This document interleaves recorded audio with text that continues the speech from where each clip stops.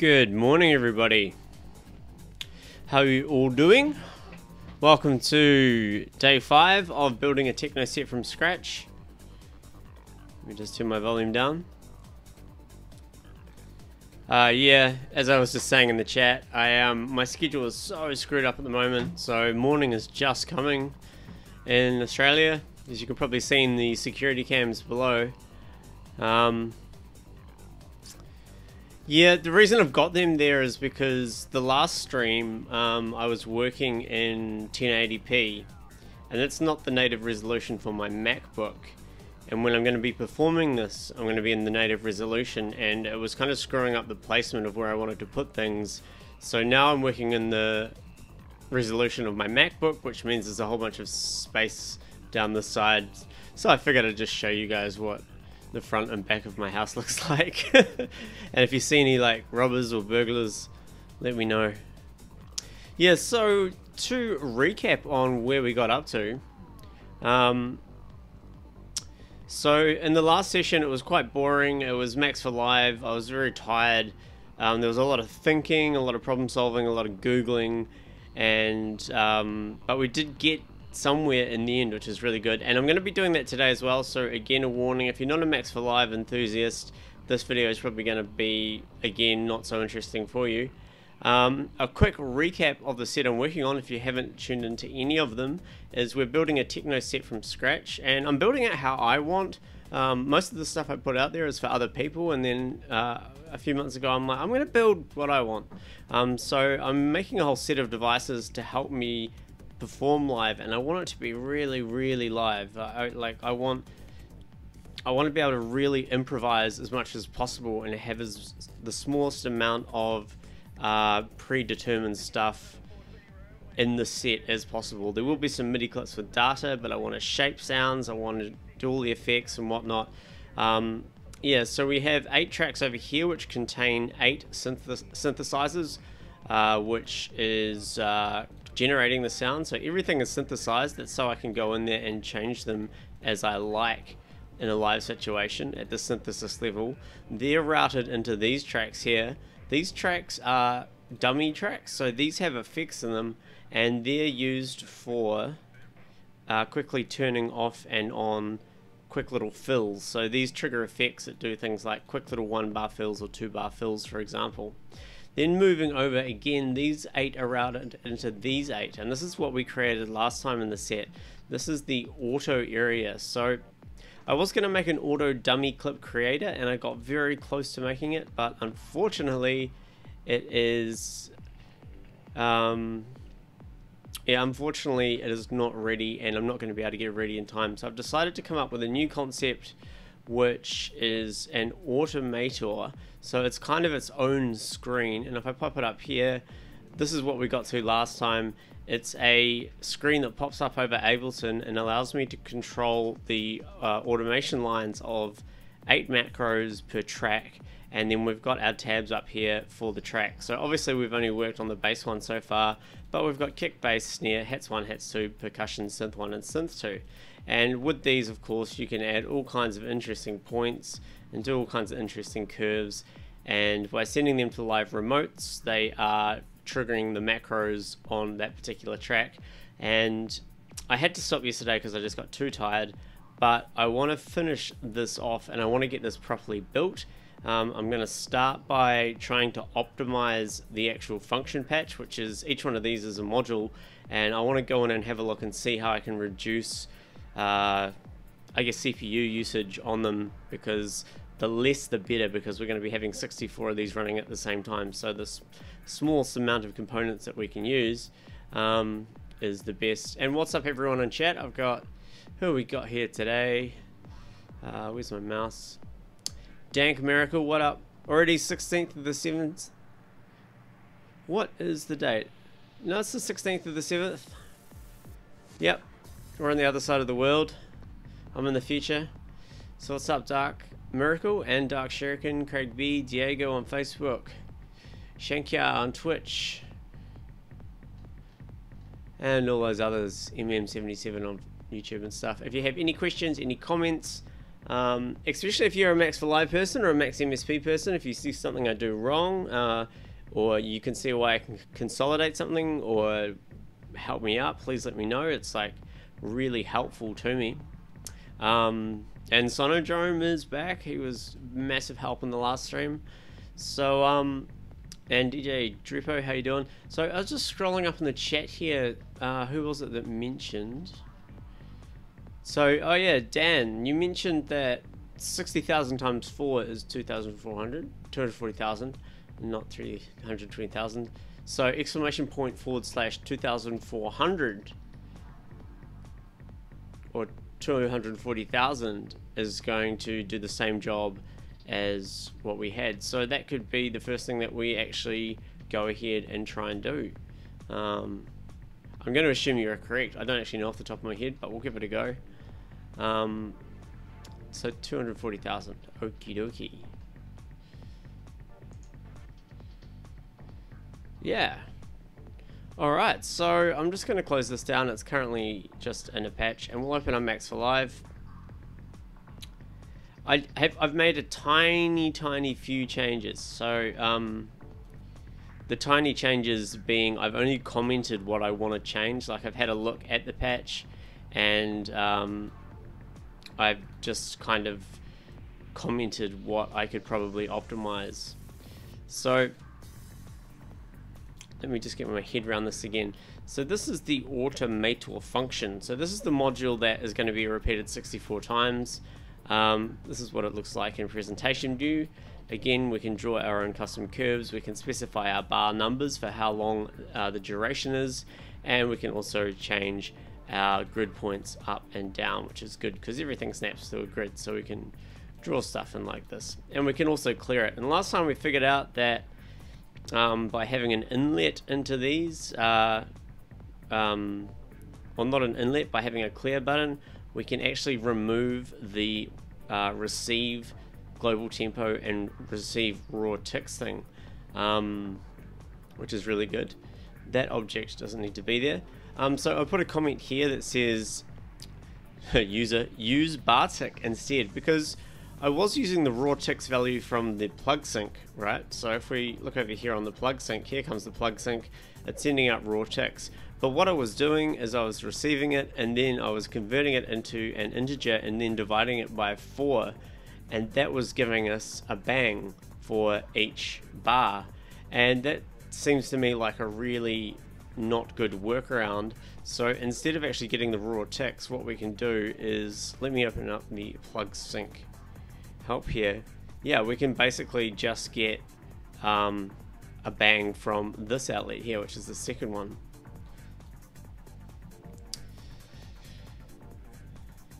Hitler did nothing wrong. Alright, cool, man.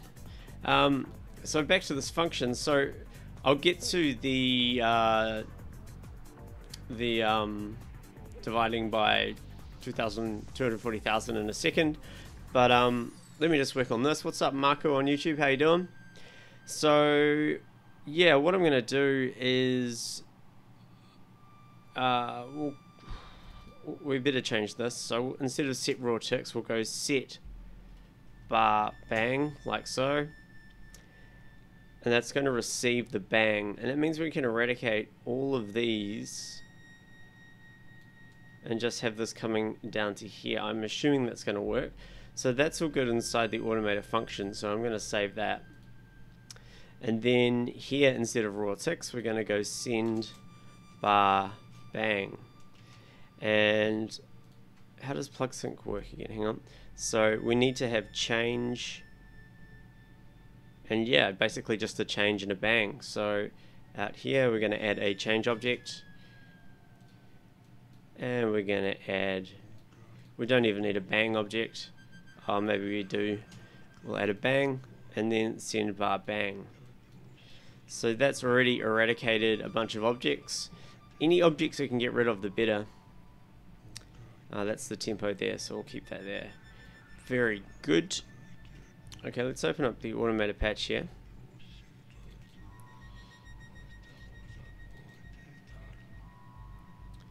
Do you know how I can upload the auto gun to Ableton? I don't know what an auto gun is.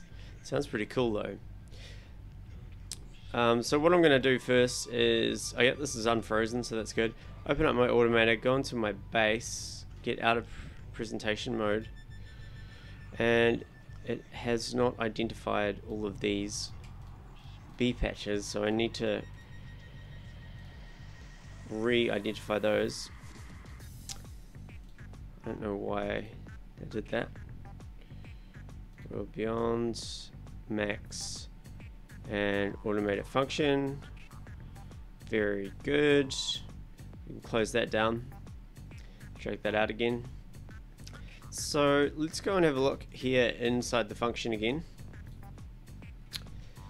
So when we were doing the conversion over here, we were using where was it, for the BPM, we were using I/6000. Do you reckon we can use 24,000? Autogun is a nice VST plugin. You can Google it. I'll check it out under the set for sure. Herbert asks, I don't understand why you have to create dummy channels. The reason for dummy channels is you don't need to have any information on them like MIDI information, but you can have as many clips as you want that do automation of parameters. So the way I'm using them in Ableton Live here is so that on the kick track, for example, if we go over here onto our dummy clip, I'll drag it out, you can see that I've got a bunch of high passes and a bunch of reverbs. So when I trigger one of these, the kick track is actually going to get a high pass filter on it, so it's going to cut out the subs, and then the lower ones are going to add some reverb. And because these are clips, they have follow actions, so if I double click on this and open up the follow actions, you'll see that the follow action is set to go to the first clip in the series after 1 bar. So if I was to trigger this, it would play it once, so I'd get 1 bar of a kick with a high pass filter and a reverb, and then it would jump back to the none track, which turns all of that off. So it's really handy in a live situation to have dummy clips, especially if you can automate the triggering of them, which I have done. If you just want to do a quick fill, like a 1 bar fill or a 2 bar fill, or you just want to remove the kick for a bar, or have the bass do a quick high pass sweep for a bar, that's what dummy clips are really for. And it's yeah, it's just a really handy way for live performance. 240,000. Okay, we're not going to get any synthesis today. Unfortunately, we're still not there yet. So we don't use MIDI clips. Yeah. Hang on, lots of chats here. You know what you want to do with that, mate. You want to put a banging donk on it. Cheers for that, Ken, on Facebook. You have the same effects on both channels. No, because this one here, I want to be purely synthesis based. So if we look at the kick, all I've got is an operator, which is configured to play a kick sound. I want to move the effects over here. I don't want to have, because I want to have MIDI clips here in the kick track, because this is a MIDI track, so I want to have different MIDI clips, like broken beat kicks, different types of kicks. But over here on the audio track, I want to have different types of, on the dummy clips, I want to have different types of effects modulations. And then over to this one, it's going to be controlled by this master device. So anyway, the sound design, I'm hoping to start tomorrow. So the goal is, I'm pretty much on task now. Once I get this machine finished, which I'm sure I will today, the next stream will be my hardware setup. So again, I'm working from the outside in here. I'm going to get my hardware all set up and all mapped to everything. And then the stream after that, we're going to start talking about sound design. So that will be Sunday night. Most probably, if not Sunday night, it will be Monday. And that's Australian Eastern Time. Very good. Okay, let's get started. So 240,000, you reckon? Let's go back into Max for Live. So if we were to change this to 240,000 and completely remove the ×4, make sure we connect this to the inlets of all these guys here. The other thing I've done offline, by the way, just so people know, is I went into my Max application and disabled Retina option for it, apparently, because I was doing some research on GUIs in Max MSP, and apparently with MacBooks and Retina displays, if you turn off the Retina display support, it can actually significantly improve it. Okay, so let's test this theory out. So you reckon this is going to produce what we want? Alright, let's give it a message of 120 BPM and see if we get the same results. Yes, we do. Very good. So again, that's one less object, and that is awesome because we're going to have 64 of these. So yeah, anything you can see where I can skip an object, the better. Who gave that suggestion? Dark Miracle, was it? Or Dan or somebody? Sorry, it's way up in the chat. Whoever you are, thank you so much. What's up, Octonode? It is a lovely day. It's 7 o'clock. I'm going to try and get this finished in a couple of hours, and I'm going to get out in the sun. I'm getting in the garden, do some gardening, because yeah, I've been awake all night and sleeping all day at the moment, and it's not good. Actually, I don't really give a fuck, but you know, apparently it's not good for you. So excellent, we've removed one object. That is very good. We've used the bar tick instead. I'm pretty sure that's just going to work. We'll find out soon, so I'm going to remove that comment. I'm just going to have a look around here and see if there's any other comments that I've added. Don't need that object. Oh, yeah, so with this one here, what this is doing is when a line signal gets sent out, it's sending the line value to the function and also to the slider. But apparently slider's moving fast, and this is 1024 units.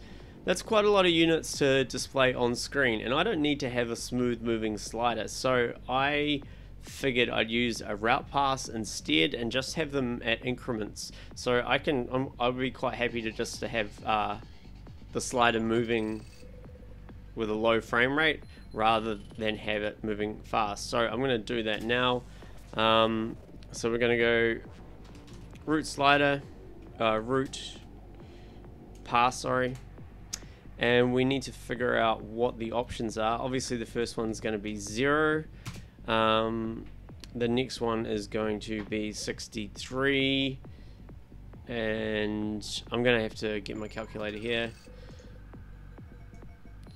Just give me a minute.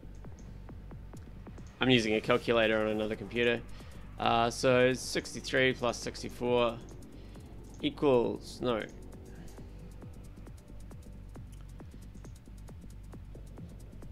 So 63 plus 64 equals, what the fuck? That's completely wrong. I'm using the Windows calculator for the first time. 63 plus 64 equals, okay, that's right. So 127, I should have known that off by heart, but I'm just going to keep hitting the equal sign and adding in the values here. So I'm going in 64 bar increments, 255. 319, and we're going to do this until we get to 2000 and 1023. The next one is 383.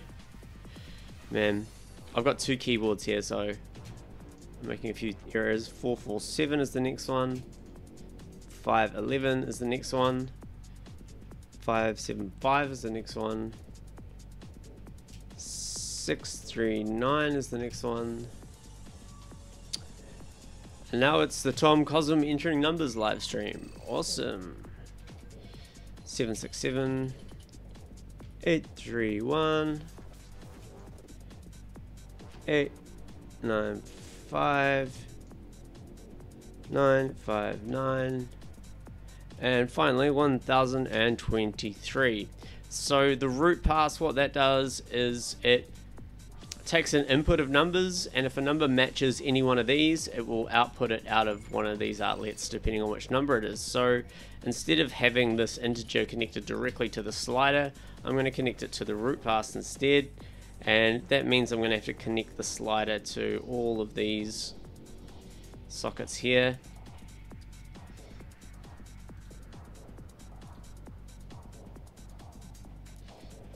I know we're adding an object here, but I have a feeling that it's going to significantly help with the GUI when everything's moving.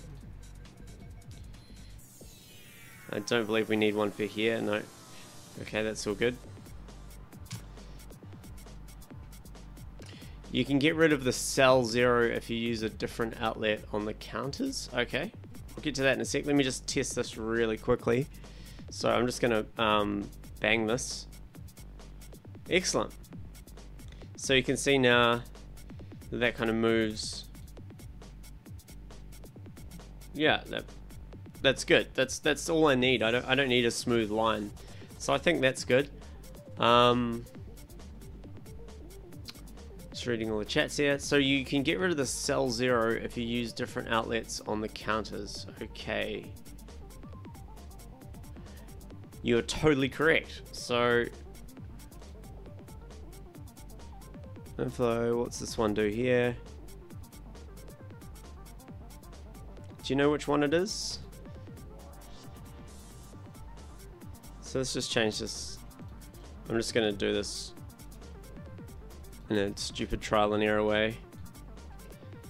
Duplicate, duplicate, duplicate. 1, 2, 3, 4. I'm gonna make this a counter. We'll just go counter 4.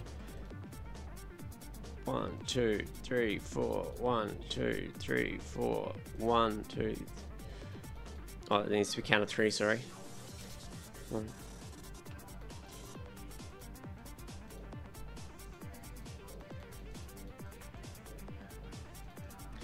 So is it this one here? Carry count. So carry count, I guess that just accumulates like when there is a new round happening. Let me just put a message box here. I just want to double check everything here because it's getting quite complicated now.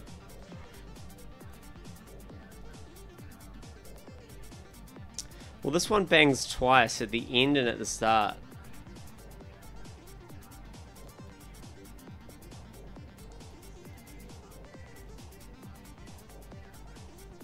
Let's try just a counter 1.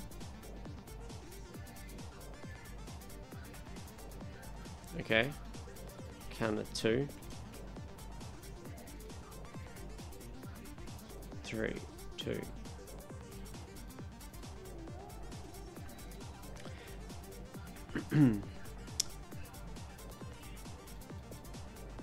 So that bangs when it gets to the end. Which is okay, we can work with that. Alright, let's close down. Hey Dr. Thumpy over on Twitch, how you doing, man? So the counter here, I've got a cell 0. So instead I still want it to bang on the 0 though. I don't want it to bang on the 15, the 7, the 3, the 2, and the 1. I don't even need these bangs for a start. So yeah, we basically just need. No, that's gonna have to add another object.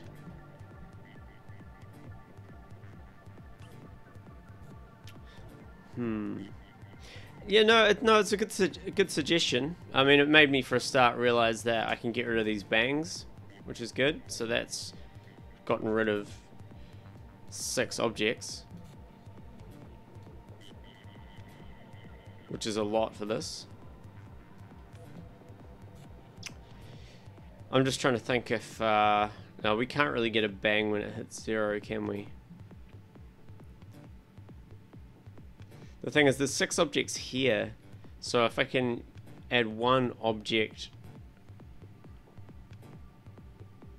before these counters, then I can remove 6 objects here and just have 1 object. I'm just trying to think of what object I could possibly use. I could use a... No, that's just sending a bang. No, I think that's the best we're going to do for that for now. Yeah, just having a look around here. Everything seems pretty good. I can get rid of the upper bang. Yes, look at that. See, that's such a simple thing. Didn't even think about that. Very good. Thank you, Dan.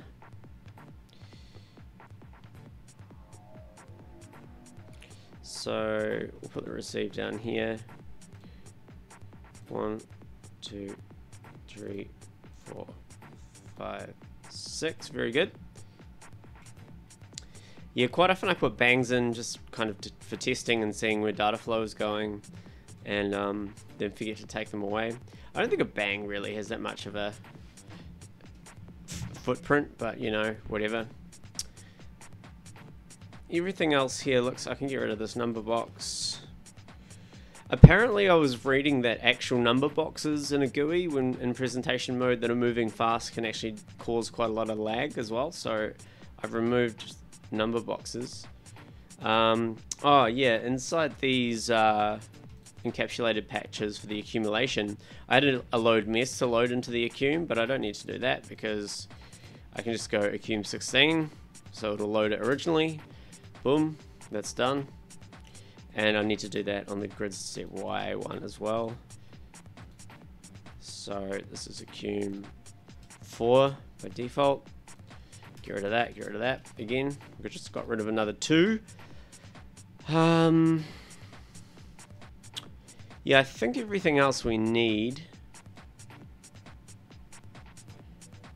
What's up, Mr. Bill? How you doing? I can get rid of the bang before the counter. What's up? Exom, how's things going? So that's all good. Oh yep, I can remove this number box completely. That's unnecessary.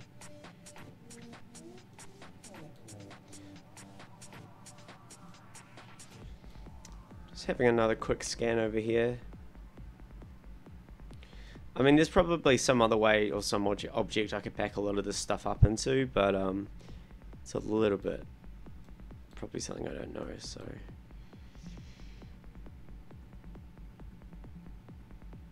Thank you, Bill. Yeah, we got burgled last Christmas when we were in New Zealand. And it fucking sucked. Like, he took my compound bow, which is actually quite expensive, like a really nice compound bow. It's really funny, he walked right past he walked into my studio. I've got about, I won't say how much, but there's quite a lot of money's worth of gear here. And he walked right past it all. He looked in the top drawer of my desk, which I've got here, which has just got, I don't know, like dirty tissues and screwdrivers and, you know, all the shit that you throw in your top drawer.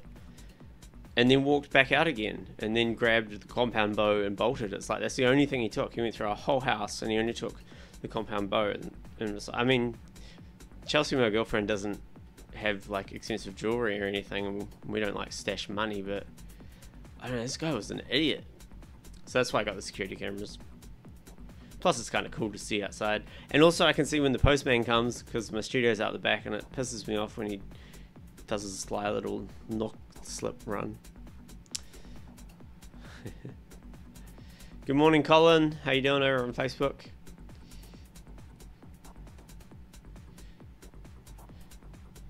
Reaper. Exoms into Reaper.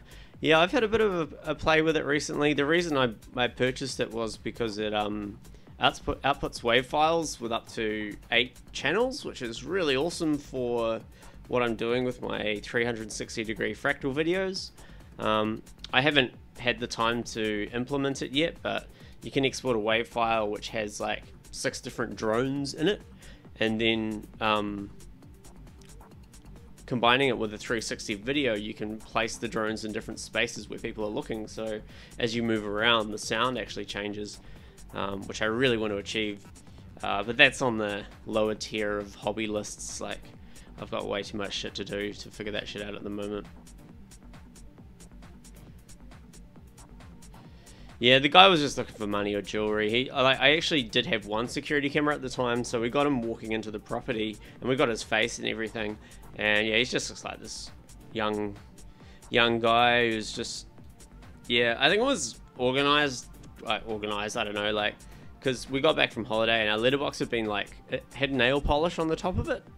And I know that sounds a bit kind of like, maybe I'm looking into things too much, but it was nail polish, and I had to use like sandpaper and a chisel to get it off. It wasn't like someone just drew on it with a Sharpie. So I think somebody scouted the house out over the Christmas period, saw that it was vacant, marked the letterbox, and then maybe they come back later, and if it's still vacant, they can like pretty much assume that the person's gone on vacation. So I don't know, I think he was just some little henchman of a bigger operation, maybe, I don't know. The cool thing was, though, the constable of our local police station, and we live in a suburb which isn't like renowned for being a safe suburb. I was dealing with the constable a bit about it, and he was asking me for photos of the bow because that was the only thing he stole, and he's like, if we had a photo of it, it would help with the investigation. And I didn't have one, but because I just didn't have one. And then I did find one on my old phone, and I sent it to him at about 2 in the morning, and yeah, he replied like, "Oh, you've got that model. I have this model," and he like told me about his bow, and I'm like, "Oh, you into archery?"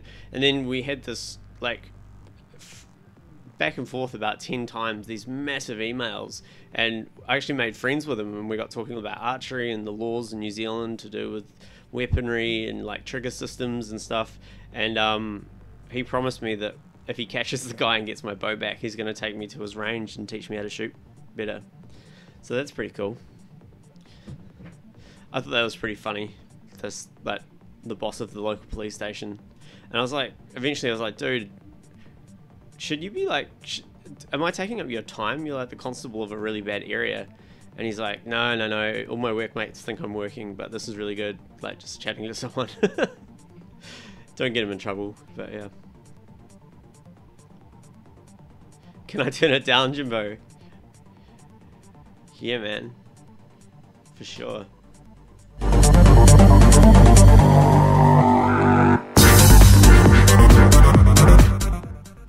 Just you, man.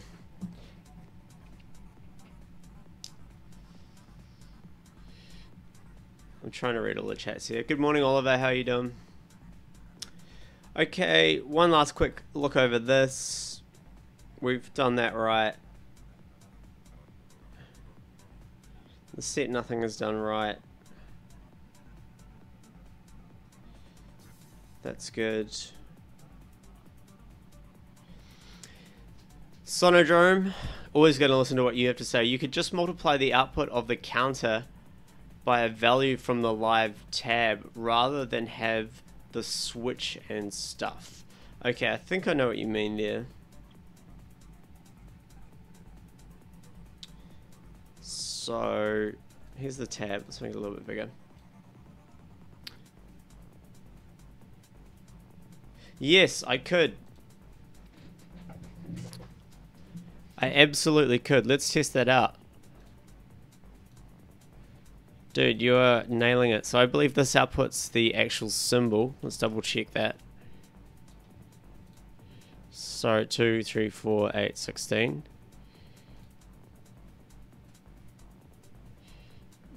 Very good. Okay.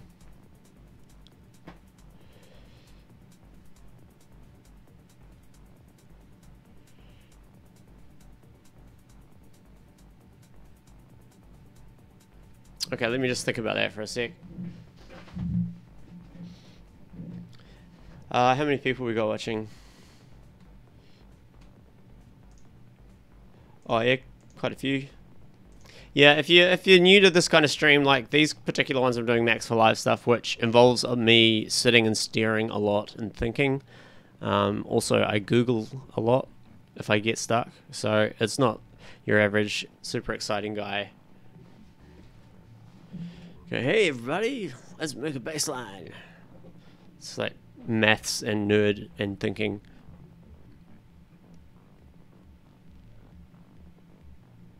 The audio is just in the background. Like I'm just playing old sets of mine in the background because we're not really working with audio, and I'm playing old sets of mine not to be like egotistical, just so like when they go up on YouTube they don't get flagged for playing other people's music.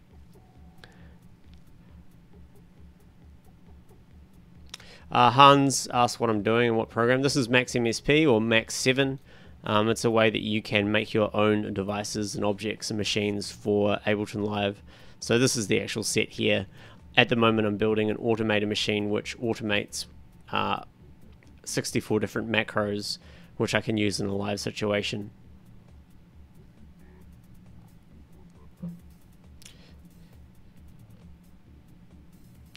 Yeah, so okay, let me just think about what the master sonodrome has just said to me here, and how we can achieve this, and whether it would be beneficial.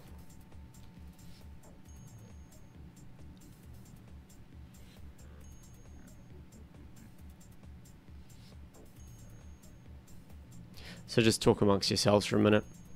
Also, if you're not aware, I'm streaming to YouTube, Facebook, and Twitch at the same time. So if I do answer a question that you don't see in the chat, it'll be from one of the other platforms.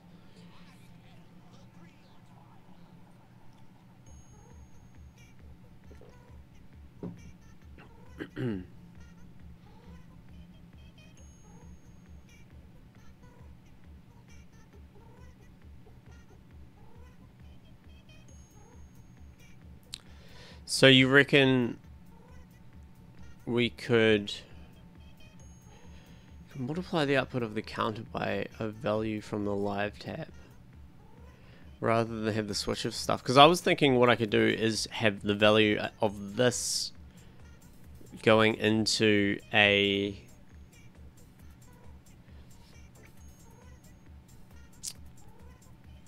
no, that's not going to work.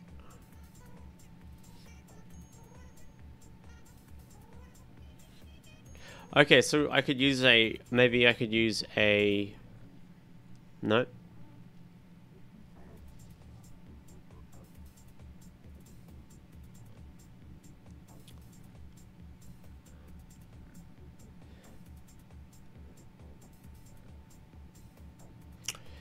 It's good that I stroke my beard when I'm thinking, so you guys know that it hasn't frozen.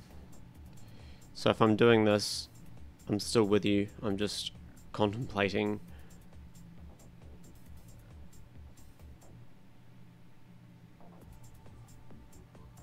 If you don't have a beard, you should get one because they're so good to stroke when you're thinking.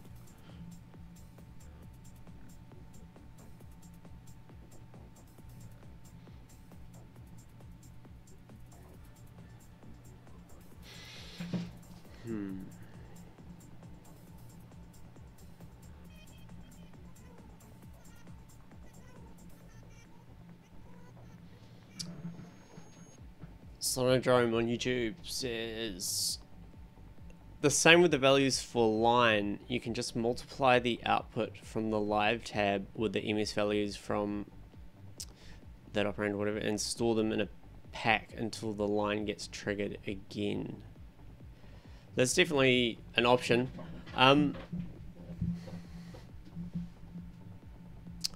Catch you later, SMNS from France. Have a good sleep. What kind of cat is that? That wasn't a cat, that was a human by the name of Cobber. I have seen him act like a cat authentically before. What's up, Saul Good on Facebook? Oh, scratching your balls is perfectly acceptable. Just scratch anything, man.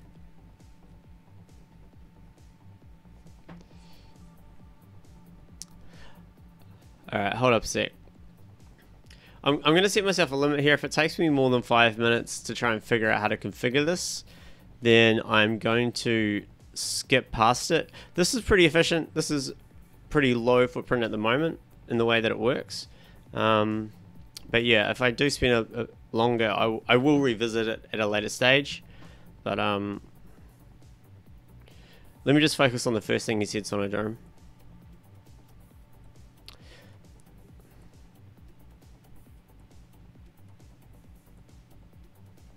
I totally know what you mean. I'm just trying to figure out how I can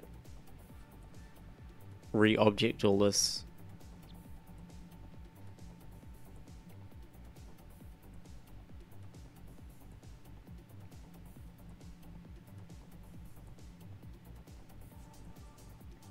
There are 64, to answer your question, the LSDJ. There's 64 of them, but we... it was a cool little hack right at the end of the stream last night, was that this function object outputs a bang when there's a mouse click here. So what we've done with that is we've split that into 3. So when I decide that I want to start using one, all I have to do is start drawing a line and it will bang the path into the live path, which will enable the remote, and it also bangs these two receives up here, which will then be turned into the right receives. So that kind of means that if it's not being used, that live remote is no longer processing and that receive is no longer receiving anything, which I'm assuming will cut down on CPU power.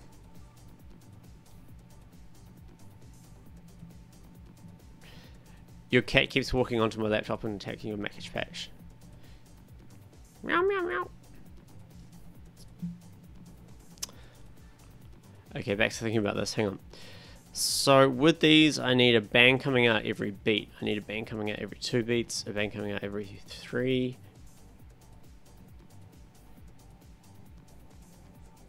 Every 4, every 8, and every 16.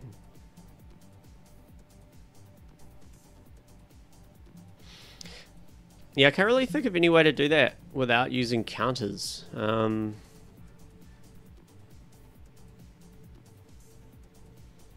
Hold on a second.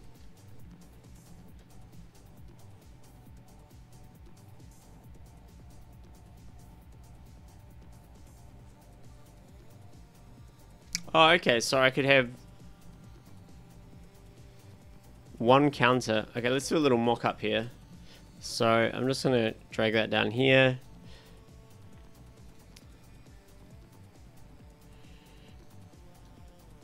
Drag this down here.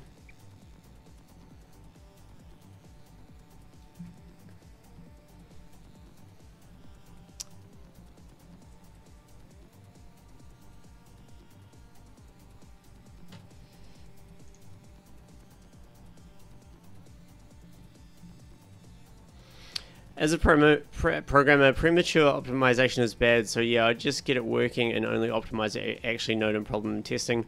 Yeah, we did notice a problem in testing yesterday. It was getting laggy, so that's why I guess you could call this just like a first phase of quick optimization to reduce objects and any GUI elements, just to see if that makes a difference. I mean, this is a huge mess and can be like probably really optimized a lot better later. But I do want to just remove unnecessary things and do a few shortcuts that I can.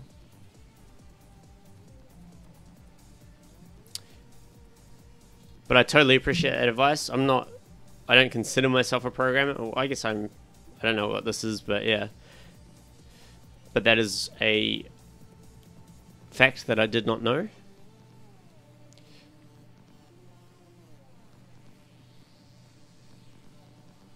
Yeah, I'm going to leave this for now. Getting a little bit ahead. And what was the other thing that you mentioned? The same with the value from the line. You can just multiply the output from the live tab with the millisecond value from...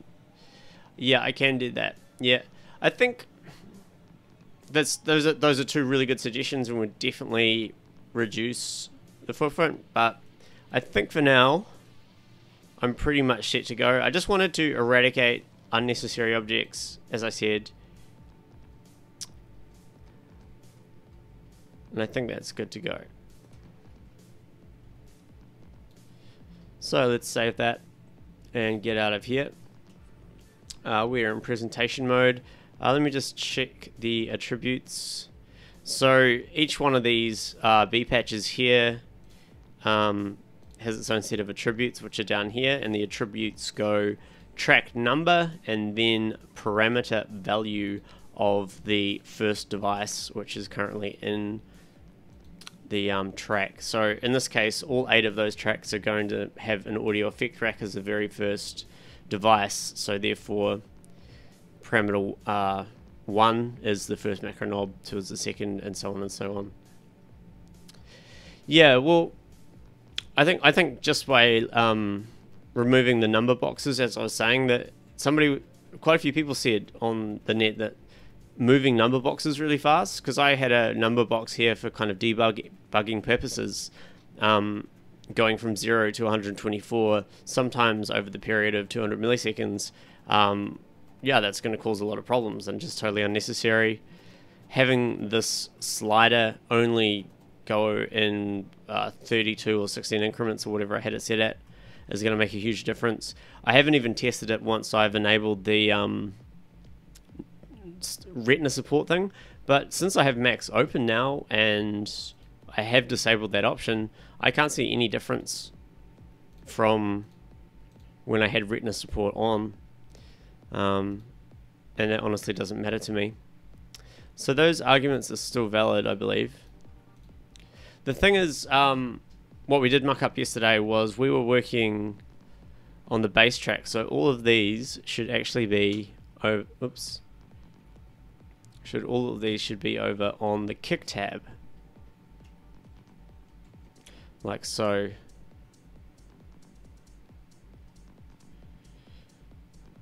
Okay, so I'm gonna close that down.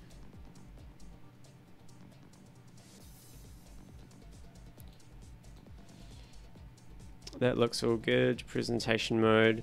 I'm going to freeze it. I'm going to save it. I'm going to close it down. And let's open it in live. I'll need to set my window width here.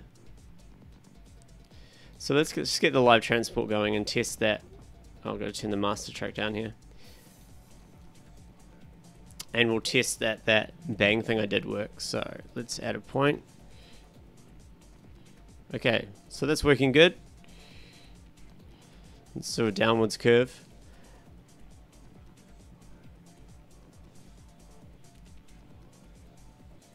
It's a little bit glitchy, but look, I really don't care about that. Like, as I said, I could even do without the live slider completely.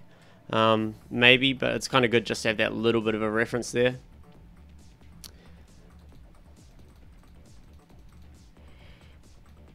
Let's just do something a little bit gnarly here. Okay, and let's hope.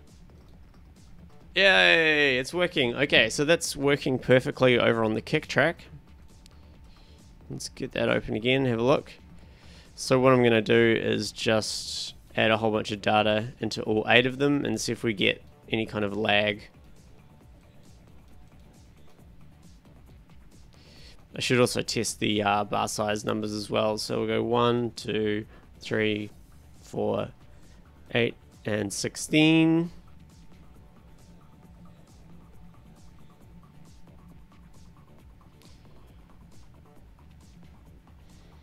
Okay, I did kind of like the sliding thing though, but it doesn't really matter.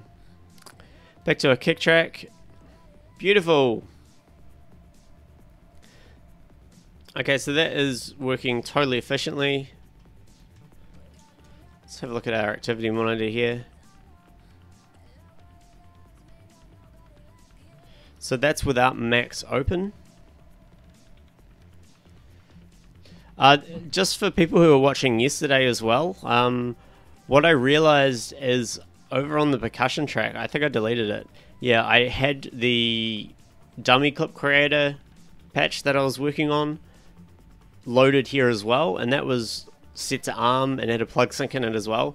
So that I think was using a lot of power whilst we were trying to work on this. So I think that was adding to a lot of the problem as well. I don't want that.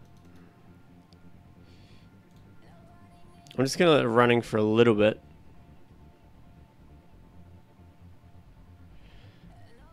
What I'll do is I'll stop all clips. So live CPU has gone down to 6, which is good.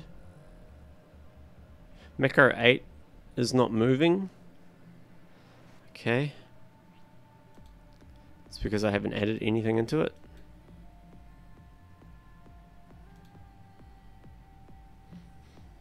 Alright. So I'm pretty happy with that. So now I guess the next step now is to stop the transport, go back into the Automator. I kind of like using the line function as well, because when I stop the actual live transport, the line continues out the effect processing.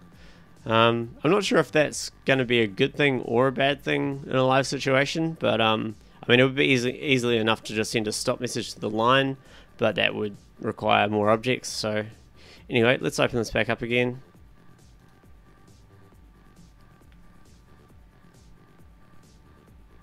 Oh, dude, Sonodrome, that's what I need as a minimalist. Like, yeah, just I'm terrible. Like, as you said, you saw how yesterday how I tried to calculate milliseconds of how long a bar was from the global tempo, and I had about, what, 7 objects doing different mathematical functions, and then you come along and say, oh, you can just use an exclamation point / whatever. It's like, you know, so many times in Max I've made this complicated machine, and then somebody who knows more than me has just gone, oh, you mean this object? And it's like, I mean, it's great. Like, you feel real good and you feel real shit at the same time. Okay, so let's open up the Automator.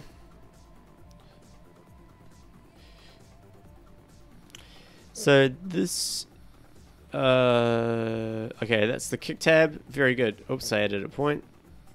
That's not going to matter. So I'm going to get out of patching mode.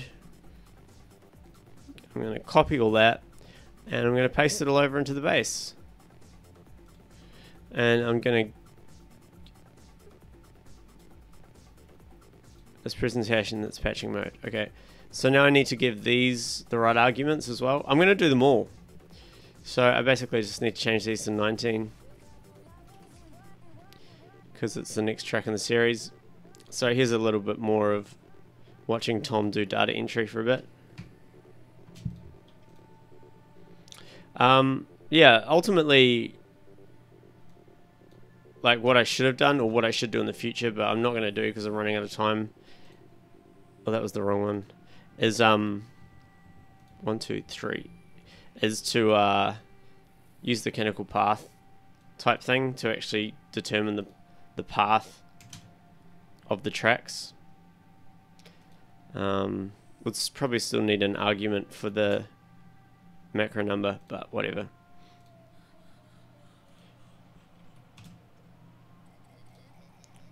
I just want to get this usable by Monday at the latest.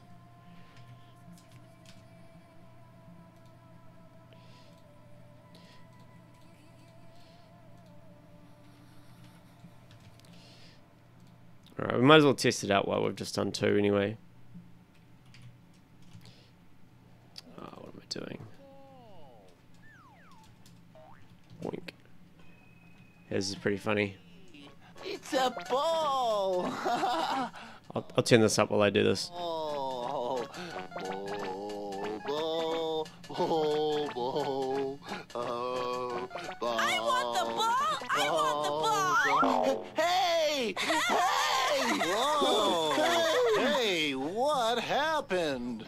She took my ball! But I want it! No, don't take it away. No, don't take it away. When you wanna play, don't just take it away. Now. Actually, that might get me in trouble as well with copyright, even though it's a bootleg. So I'll keep the volume down for that. Whoa, what's just happened? Ah, yeah, I've had this a few times. It's opened all my subpatcher windows when I've closed the project. I don't know if it's a bug or it's like some weird thing that I've added. So now we have kick and bass. Ariel, how are you doing, bro?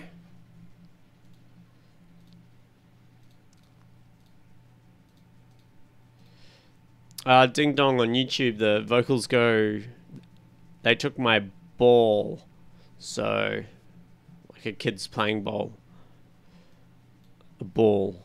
A ball. A ball. A ball. Okay, so let's get the live transport working. Boom. I think I don't need to have this. So let's try the bass one now.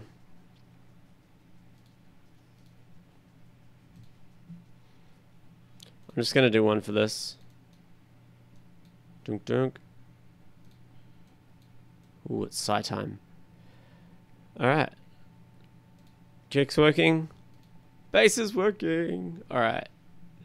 That's good enough for me to go ahead and do the rest of the other 6.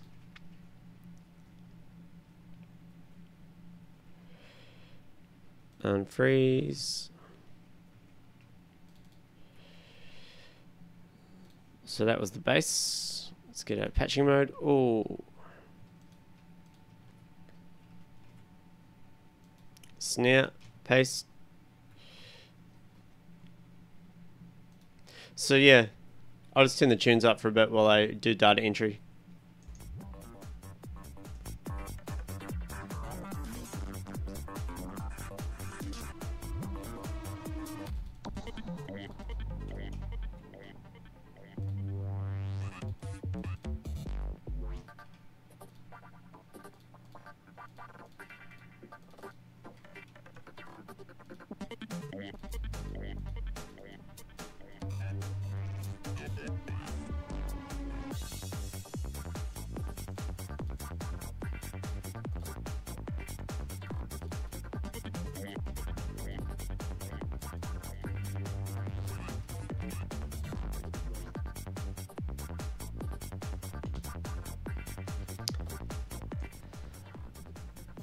Yeah, I've listened to this tune, I would say, in excess of 1,000 times, maybe even more. If you include actually the production stage, could even get into the 5 digits, I don't know. No, in fact, I played this track last weekend at Organic Audio in Melbourne. They asked me to play and I'm like, man, I haven't written any new tunes recently, which are dance floor, because I'm working on this new Techno Set thing. Like, if you want me, cool, but it's going to be like a big mashup of everything I've written in the last 10 years. And they're like, fuck yeah. And it was on my birthday, so it was like this birthday mashup special. So I played shit like way older than this as well, like really early goer trance kind of stages and stuff.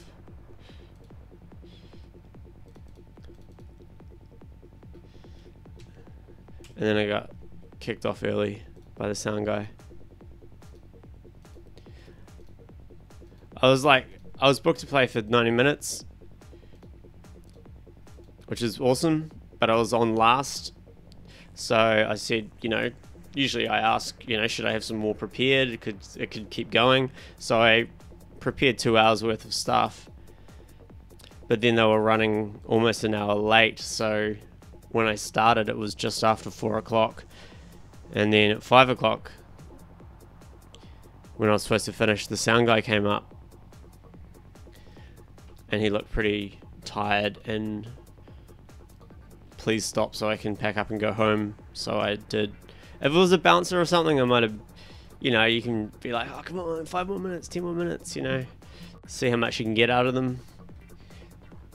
But, yeah, this guy was tired and you could just see the look in his eyes. He just wanted to go, so I was like, alright. But I managed to slip in a few good old psytrance tracks.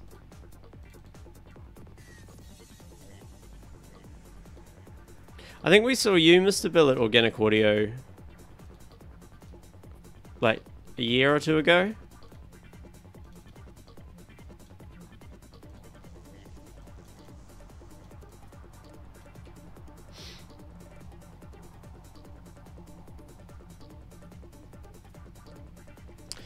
Yeah, I'm not usually. It's quite funny. It made me realize how old I am because I haven't played a 3-4 AM set for years, or well, not years, but a long time.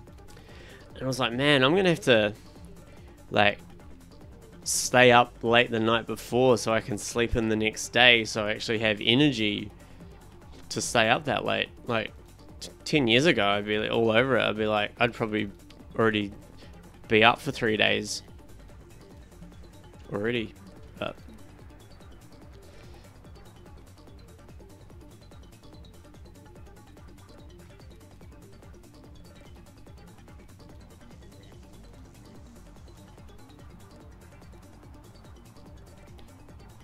No, it was at Brown Alley. Me and Chelsea couldn't really remember any of the details of it either. I just remember that you were playing. It might have not been Organic Audio, but it was definitely at Brown Alley, and it was like the whole place was open because, you know, they have like multiple dance floors and stuff, which makes me think it was Brown Alley. Yeah, but I can't remember shit from that night.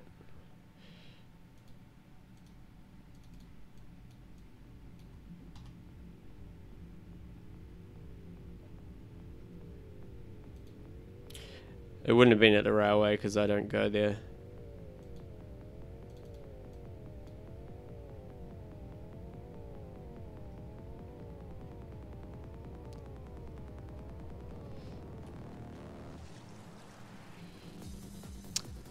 Michael I won't say your last name. On Facebook, what is a techno set? You mean a track or a bunch of songs mixed together? The basic question. Well, just to recap, I'm building an entire live set. It's going to be a 1 hour live set of techno music, which is going to be original. So we haven't actually made any tracks, but I'm going to make a whole bunch of different kicks, different basses, different snares and hats and all that kind of thing. I'm going to have a kind of a selection of MIDI clips here, which have different patterns. I'd like to be able to record patterns live. And then we're going to use a whole bunch of different effects over here to change how they sound. And then we're going to use the machine we're working on now to do even more crazy automation effects.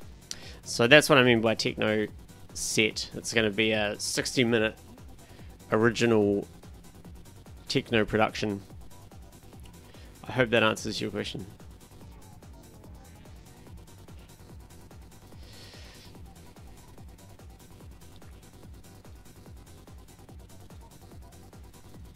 Have I done this right? I don't think I've done this right. That's 20. That's 21. Why did I go to 25?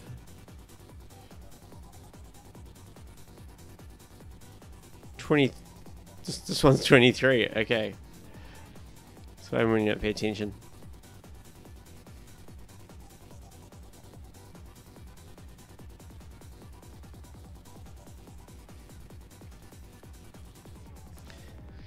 Yeah, this whole series that I'm doing with the techno thing, this set, it would probably be better off from a viewer's perspective as a video series rather than live streams, because, you know, these live streams, there's lots of me like doing this, which is data entry or problem solving, but I really want to document the whole process of this, like, even just for me to be able to watch it later and see how I developed it, or if there's anybody watching who want to follow along, they can like go from day one, like even down to the problem solving level, you know, just to actually see how I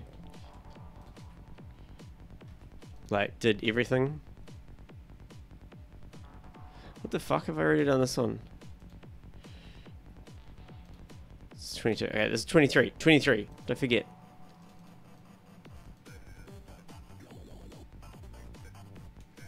Yeah, I'm going to be using Operator for... I think I'm going to be using Operator for all the generation. I might use something like Collision for the hats, maybe. I don't know. They're all going to be native Ableton stuff, regardless.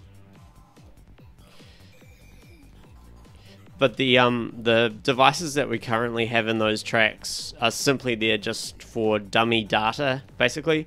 So I made a really, really shitty kick and snare and hat and stuff, just so we had some audio playing while we worked on the dummy clips and whatever. But I will come up with a standard of how I'm going to do that. I mean, the kick track will just be an operator.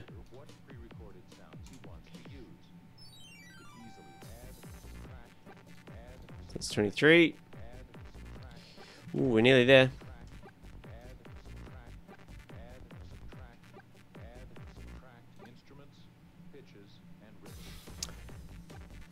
Saw a bird? Awesome. Will this be available when you're done? I'm seriously contemplating it. Dark Miracle. Oh no, sorry, Dark Miracle.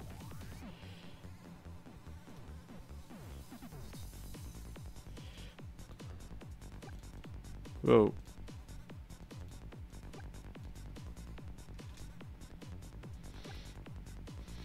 I basically at least want to play it myself first and optimize it better before I get it out there.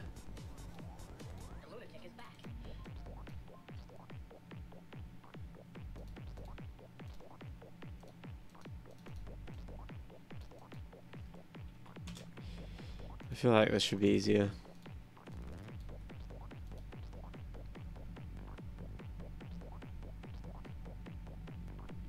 The live streams will stay online forever on YouTube and hopefully Facebook, unless of course those websites die.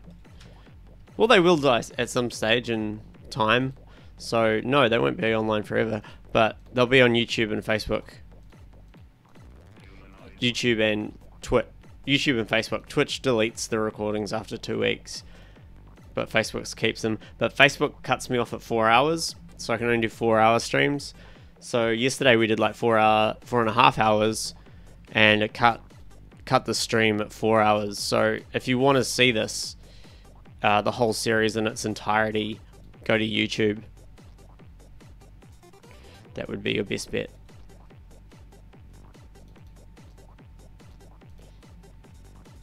I'm getting a bit nervous now because in a minute we're going to be able to test 64 at once. And I'm scared it's going to break.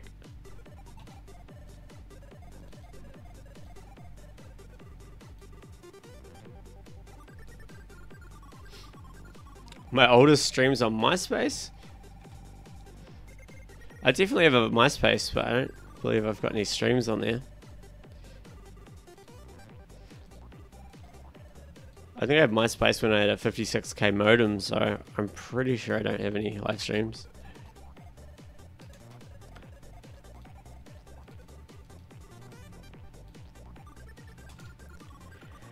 Okay, double check. 25, 25, 25, 25. What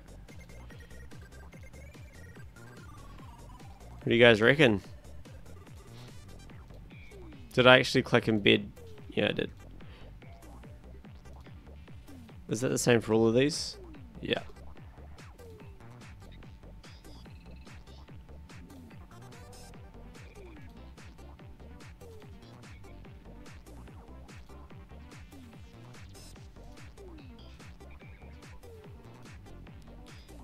Okay, that's all good.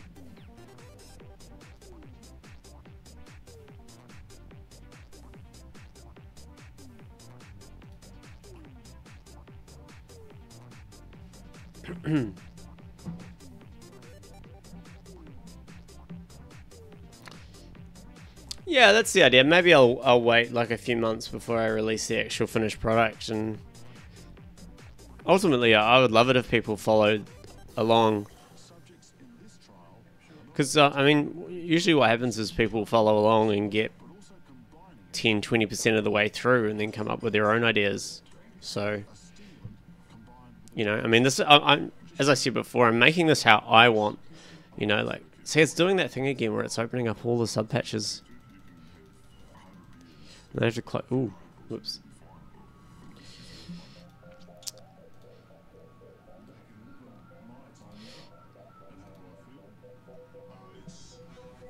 All right, it's testing time.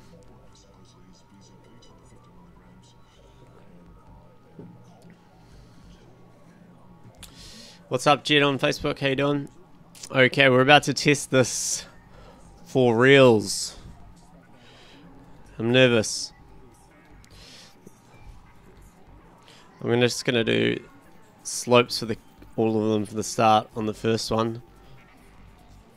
What do you reckon? Should I test them one by one, or should I just go all 64 of them at once and see what happens?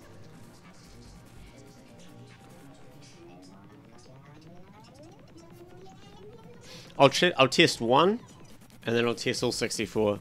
So that's 8 and then 64. I already know 8's going to work, but let's have a look here. Kick's moving. Bass is moving rather slowly. Steer's moving. Hat's moving. Hat's 2 is moving. Perk's moving. Synth is moving. Synth is moving. Go for it. Alright. Let's do it. Click, click, click, click, click, click, click. I'm gonna make this bigger.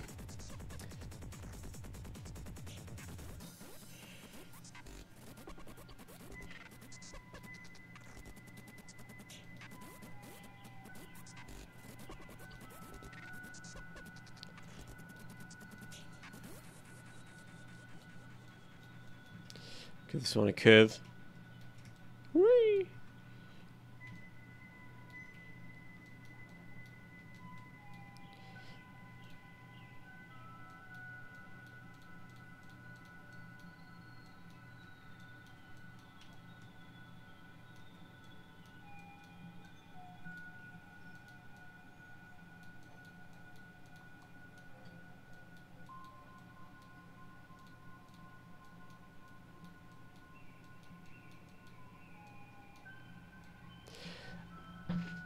And then just one single ramp should probably be sufficient enough to know if the data's working. It's just going to save me time. It's just going to be sending the same amount of data, if not the most. So I know it's cutting it off there on the actual live stream there for you guys a little bit.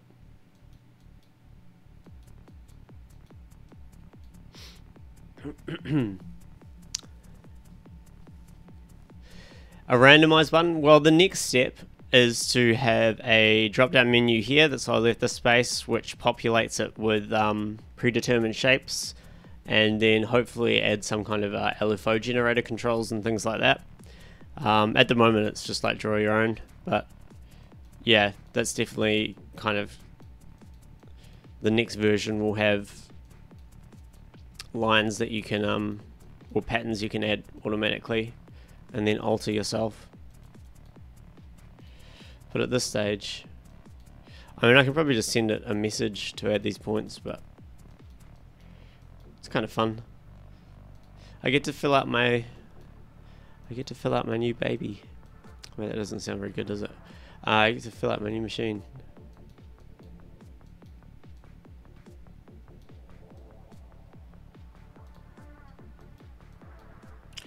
Yeah, well, I'll add a random button.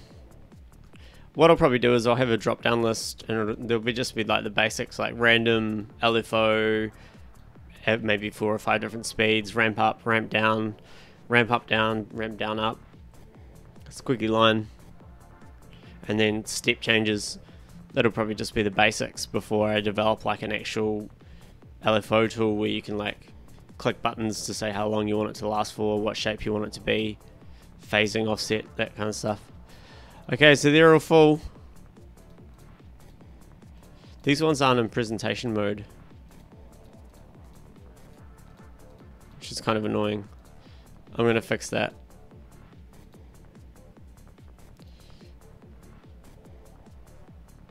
No, I won't just fix that because I'm not in max at the moment. Alright, everybody, cross your fingers. No, you can't copy the paste the automations currently in this one. But that would be cool. You ready? Let's go. Kick's moving. Bass is moving. Snare is moving. Hats are moving. Hats 2 are moving. Percussion's moving. Synth is going crazy. Yes. That was me being happy. Yes. Okay, that is a great success. I'm very happy with that. So now, when I'm in live, the next live stream I'm going to do my hardware setup. So the hardware setup is going to be controlling the majority of these tracks here. And then when I'm actually at my computer, we're going to be looking at this.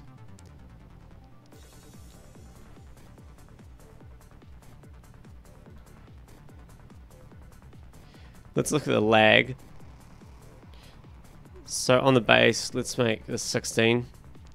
Yeah, I'm totally happy with those lines moving at increments like that.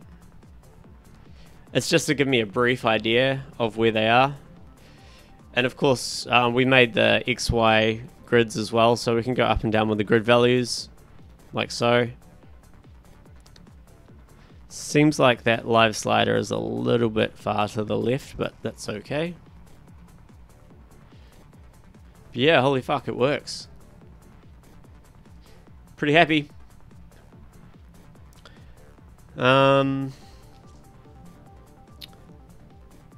With that, I'm going to take a quick 2 or 3 minute break, go to the bathroom, and then think about what is next on the list. Cheers for tuning in, guys. All your positive support and messages. Especially you, Jimbo. I've got a really cool robot you should see that I've made. Ask your brother about it. Anyway, guys, I will be back in a few minutes. Great success. See you soon.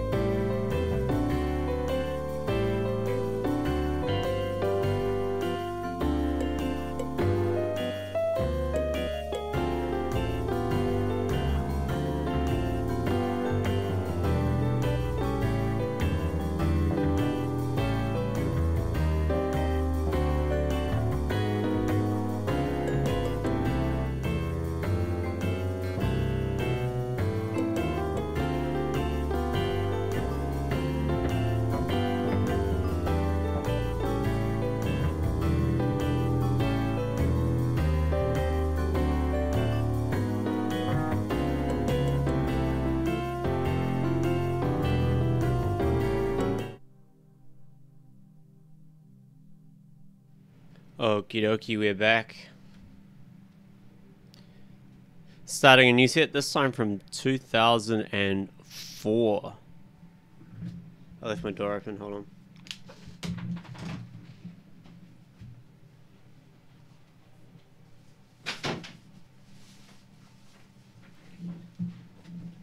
It's incredibly cold at the moment, so I want to keep my heater on. Yeah, this set's from Christchurch, New Zealand, when I used to play with a girl by the name of Hannah Flatman, when we were originally called Cosm. But then we split up, and I put the Tom on the front. Spicy start. 2004, that's... How many years ago was that? That's like a lot. More than 10. Yeah, it's freezing, man. Like, totally so cold. It looks nice outside, but it's a lie. Okay, so now this is working. Let me just flick through the tabs and... Okay, so I need to make these ones in presentation mode. So that's noted. I need to make the window a fixed width. That's noted. Let me just test out the clear parameter first, because I don't think we ever tested that. So I'm going to clear macro 3 of the synth 2 track. Done. Let's go have a look at the synth 2 track. Whoops. Sweet. And that's not moving at all, which is awesome. Okay, so that was... So I need to do the presentation thing. There's not much more I really want to add to the GUI. Maybe make the clear button a live button. Like, nah, I don't need to work on like the prettying it up. That's pretty ugly though, so I might fuck with that. Oh, did you just love that music, Bill?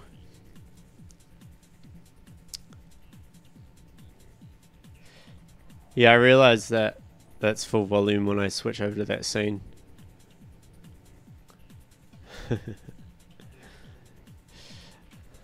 I am going to change this live button here.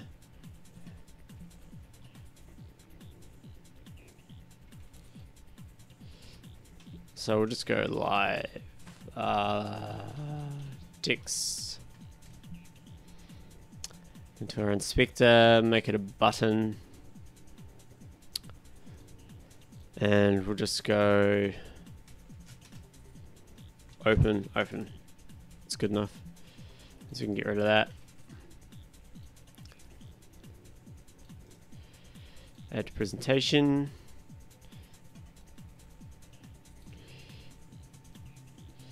Make a nice big button like that. Background color, let's go white. No, let's go green. And we'll make the text 70, no. 30. Oh, I have to do this. Oh no, did Macs come with Comic Sans? They have to. Yes. Ah, oh, beautiful. Look at that. Okay, very good. Let's go back into the Automator. Bass, snare, hats. So hats 2 was not a presentation. Do I just need to click them into presentation before I freeze it, I guess? Oh yeah, gotta use Comic Sans.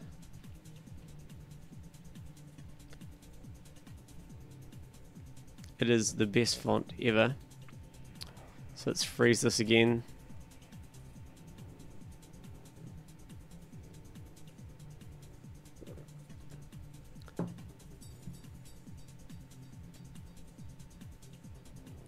It does not freeze. Save. I have a feeling that disabling the retina display for Macs made a huge difference to the lag we were experiencing in the last video. Oh no, because of the live tab it's ruined my thing. I don't know if I can remove the actual tab from that, because that's just unacceptable. I guess it goes into a kind of a tab system when you enable it, so there's no way around it.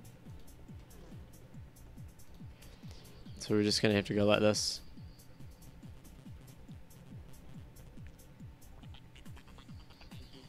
Yeah, that looks good.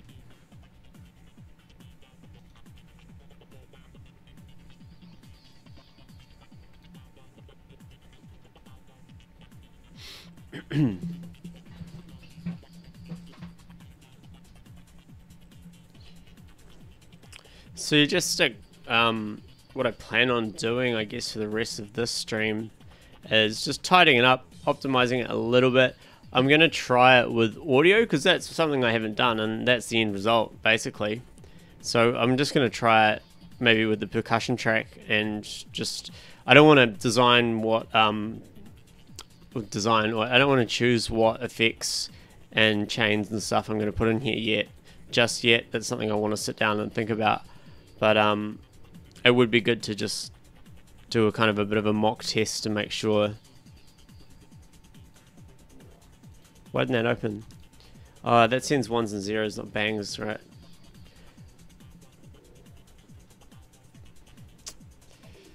Noob. No, it's the P control needs an open. Okay. So we need to keep that open message. Open. What was it? Oh, that puts out the item symbol, right? It's in all caps though. Will all caps work? No. So we'll just have that bang and open message box and go like that. Hey, you really want me to change the font?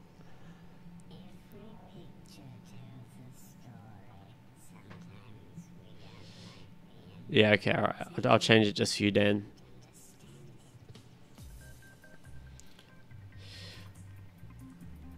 Font selection. I don't know, probably just Helvetica. When in doubt, choose Helvetica.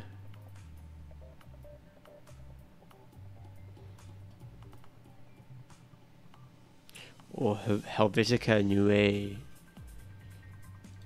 Should we want it medium, light, thin, italic, condensed bold? That's kind of cool. What does that look like in presentation? That's good enough for me.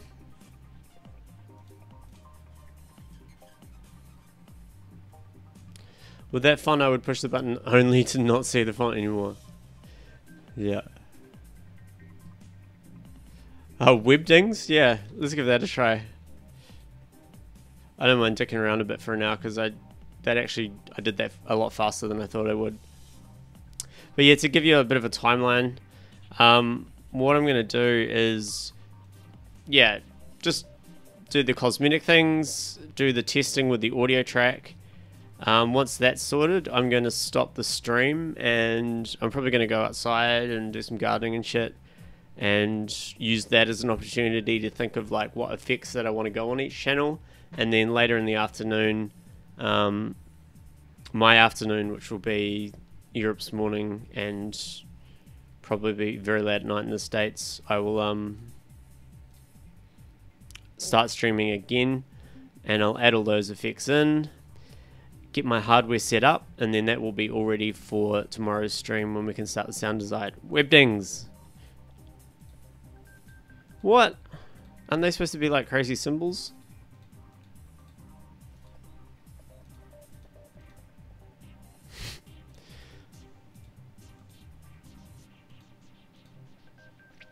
And if you got, I know like probably a lot of you guys are from the States and Australia. Well, that's pretty trendy. If I do stream when you're asleep, just watch it in the morning.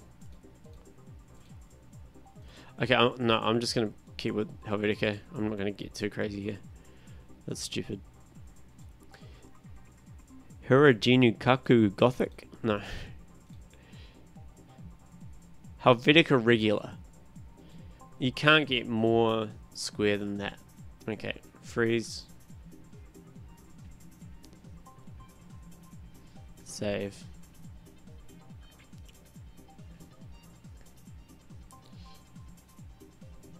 Close.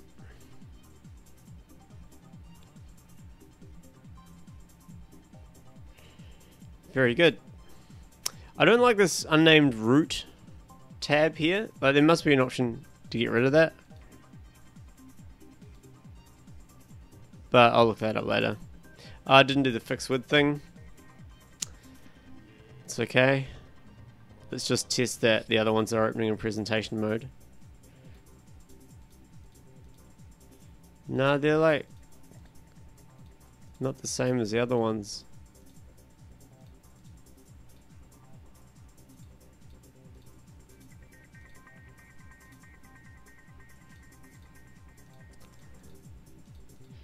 So that's annoying. Alright.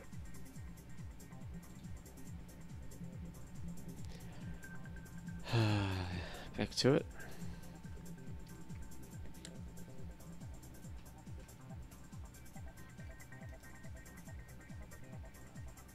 Yeah, I'd really prefer that tab not be there.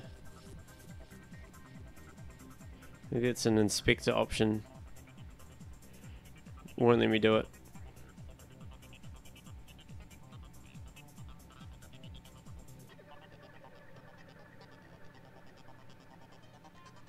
Oh well. Okay, let's... I know it's slightly off the side of the screen for you guys, but... Let me just get this width right.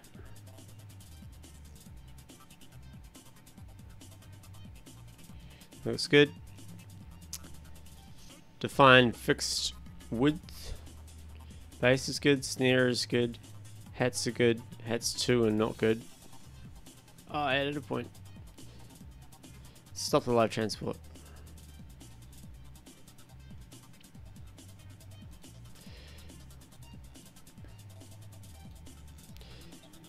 Okay.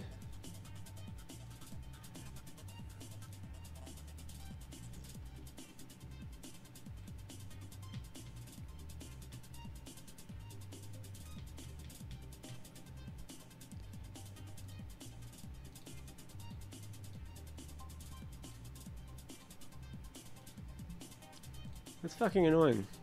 Don't make me have to adjust these manually.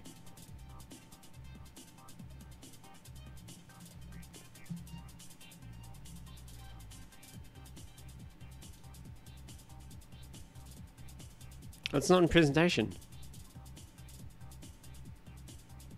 Or maybe I need to open in presentation. Okay. So I don't need to waste another half an hour getting those matched up, which is good. Whoops. Oh, that's going to take ages.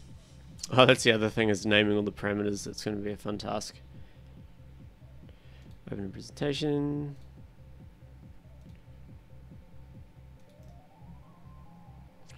Catch you later, Exeter in Sweden. Sleep well.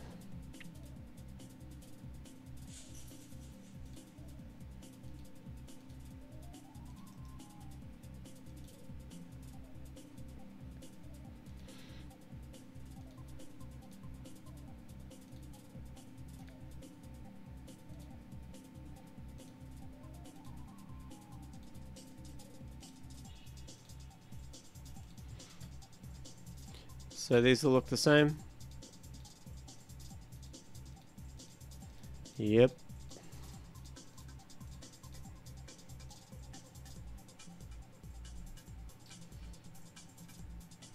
we'll close that down. Freeze. Save.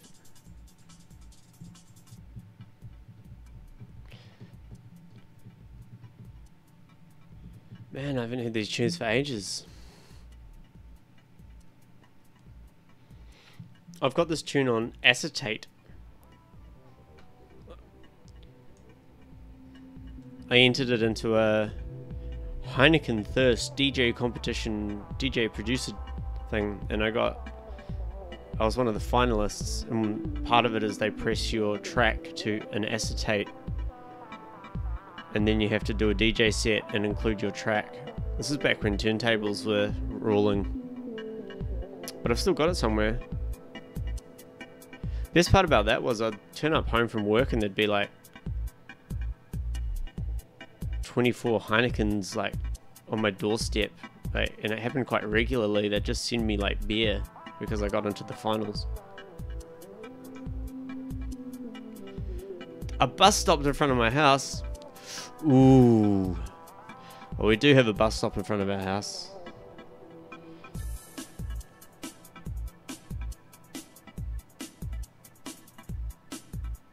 Oh, you can see my washing. Can't see any of my underwear though, that's good.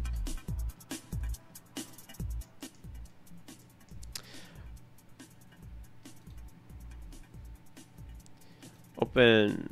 Good, good, good, good, good, good, good. Nice fixed width. I'll bring it into so you guys can see it. Everything working.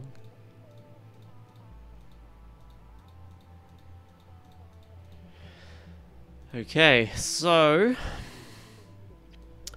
first thing I need to do is I haven't actually routed the audio yet from these tracks to these tracks, so I'll do that really quickly. So audio to kick auto, audio to bass auto, audio to snare auto, audio to hats one.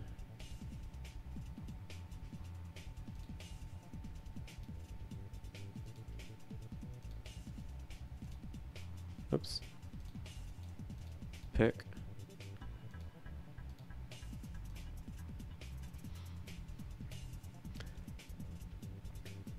You know where I live now? Oh yeah, you might be able to find out where I live.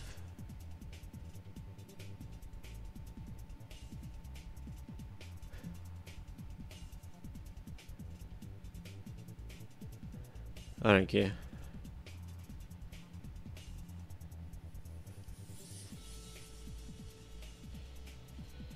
What was I doing? Routing audio before Bill started threatening me.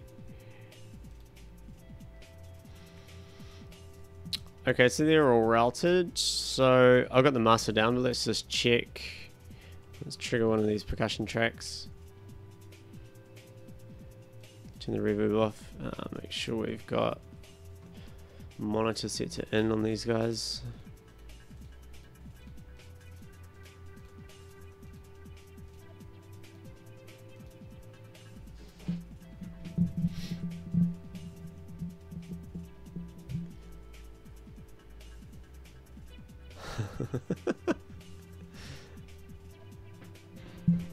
There was a blonde girl that got into the bus.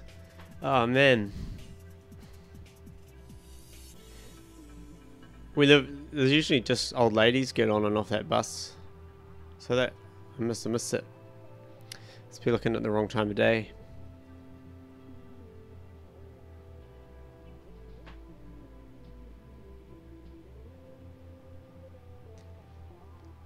Yeah, I've got the master volume down completely at the moment.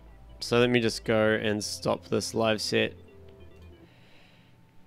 And let's bring it up. I'm going to turn it up a bit here. And is that volume okay? There? Yeah, there. So that's the raw sound. With all the dummy clips, we've just got quick little things like this.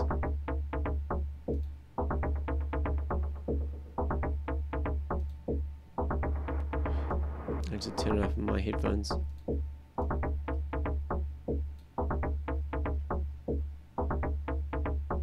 So we actually, before we made a trigger track for the dummy clips. I'm going to move it next to the automated track. I'm I'm not going to put it before, or else I'll screw up all of those track routings I did, but we can go 1 bar like this.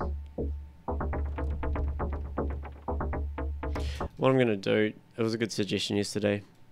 The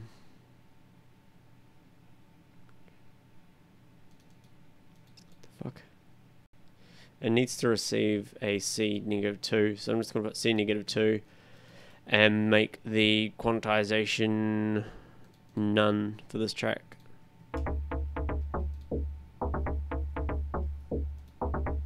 Maybe it needs to be C#.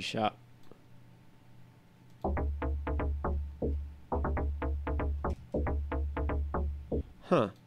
Why isn't that working? Oh, there it goes. So if I apply a bunch of these,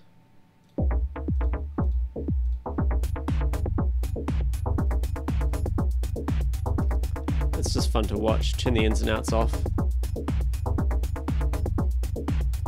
Use the trigger track. It doesn't seem to be working. Why is that? Maybe if I put it here?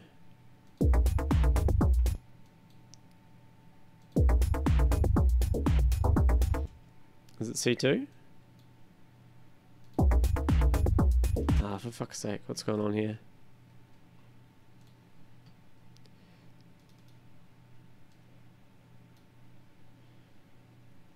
Note in. Ah, that's right, I added a change.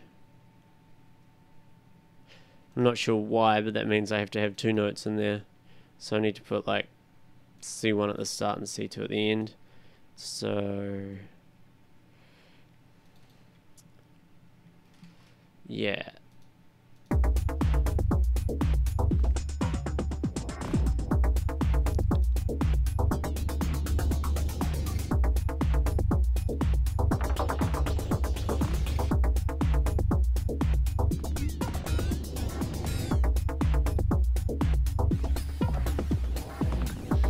So you can see the trigger one, it's not defined at all, and I made it really quickly, but I'm going to have a bunch of 1 bar fillers and a bunch of 2 bar fillers. Why isn't this looping? A bunch of 1 bar fillers and a bunch of 2 bar fillers. So these are going to be fills. I'm not going to have 4 bar fills. But it's just cool to be able to... Cool, yeah, hit like 1 MIDI clip and have all the dummy clips randomly selected.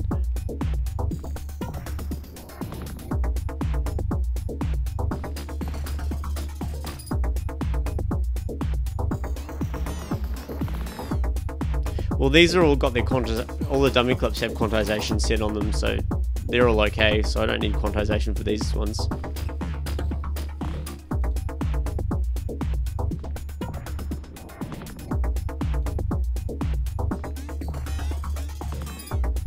So anyway, let's kill everything but the hats and percussion. Let's just make this a little bit more aggressive.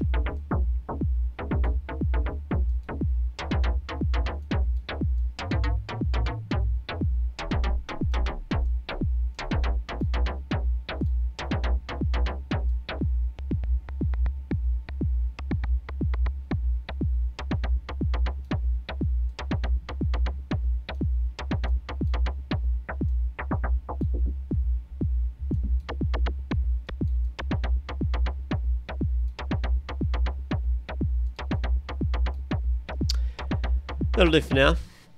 So as you can see, the percussion is routed through here, so we can do these little things.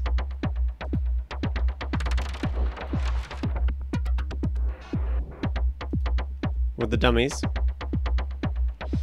But now we can move over here. And actually, I'm going to put in, again, this isn't going to be the final product, but I'm just going to add some effects in here.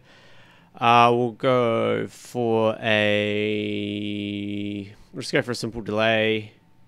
We'll just do the old delay reverb kind of combo. We'll do a delay reverb and one more simple delay, link them together, sync mode. Very good. So what I'll do is I'll map the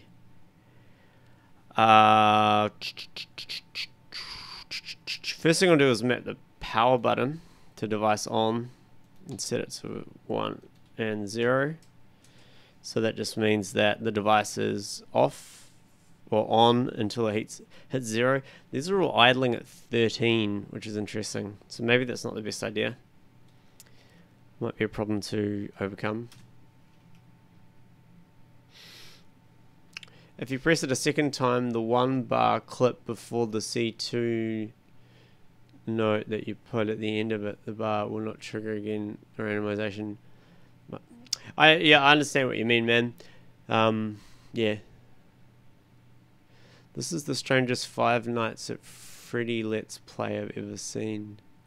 Freddy's Let's Play. Not quite sure what that's referencing, but sure it's a good one. I'll go dry wet for now. We'll go feedback and we'll go time. Actually, I won't use a simple delay, I'll use a ping pong. Just so we have one more parameter to play with. So the ping pong will go dry wet, feedback, time mode, and we'll just change the frequency of the EQ. So that's all good. Because it's a live remote, I can't touch any of these. It's interesting that it's all idling at different levels, so I'm going to have to be sure that when it initializes the Automator patch that all of these go down to 0. So ping pong delay, I won't use a reverb. Oh yeah, I'll use a reverb as well.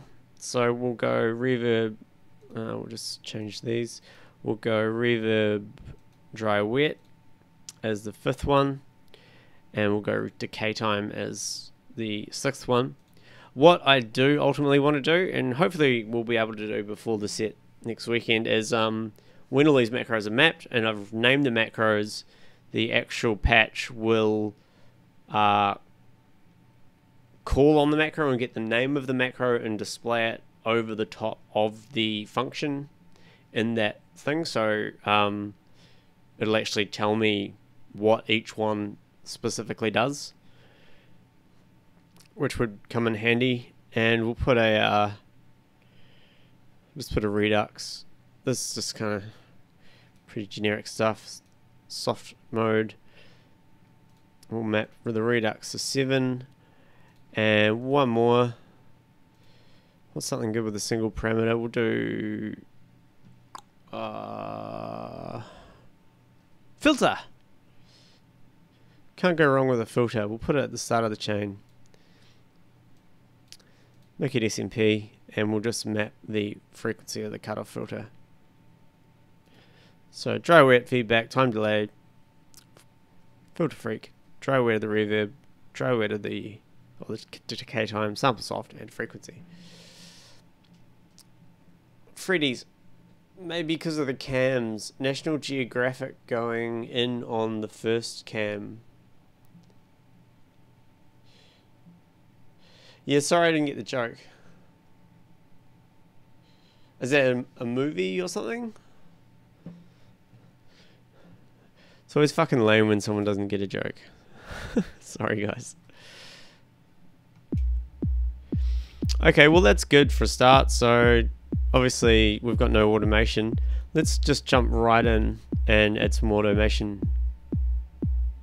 Oh fuck. I've added that to the... Oh no, I haven't. Never mind. Forget that. Automator. Open. Percussion. So we had dry wet. Let's keep that open. Feedback will go up. Sample delay go up. That should be working.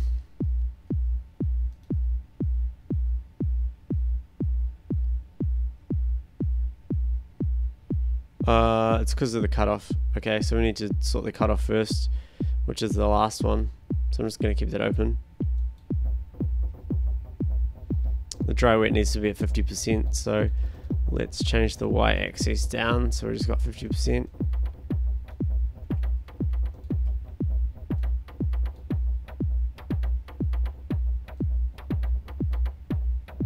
Let's put the feedback all the way up.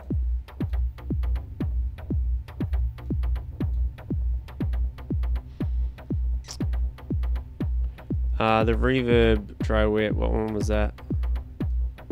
Yeah, I'm definitely going to need that name thing, aren't I? So that was the 4th one. We'll have that all the way down. Oh no, that's the 4th one there.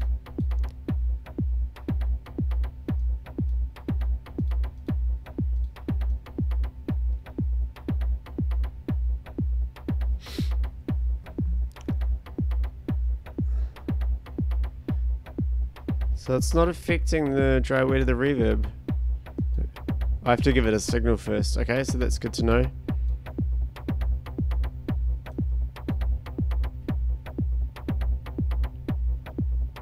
So we'll have the dry wet of the reverb when we come up at the end.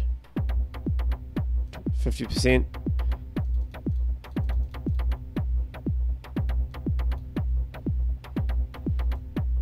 And we'll keep the decay down. Sorry, I'll get that in view for you guys.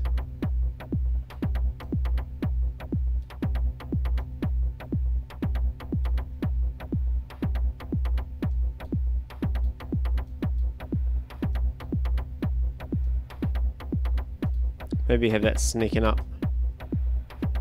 Both of these sneaking up.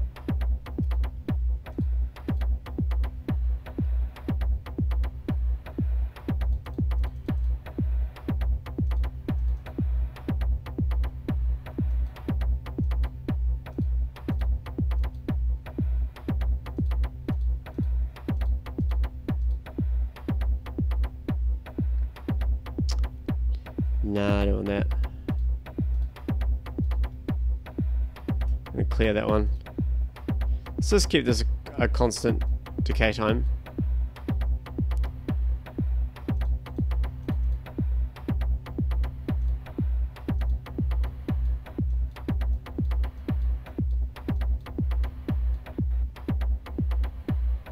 Cool. Let's play with the filter a little bit.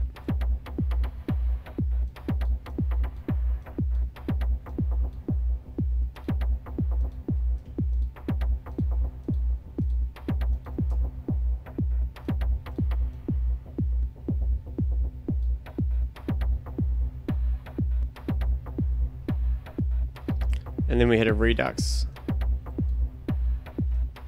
What I'll do is I'll make the grid size quite, maybe like this. So I'll have the redux go up in increments.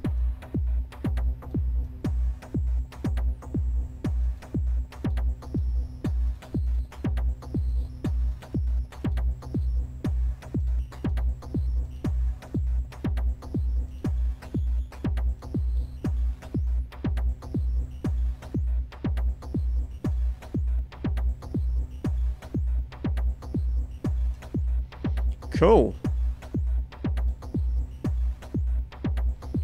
I would have had the EQ, yeah, filter freak. So that number 4 needs to go up.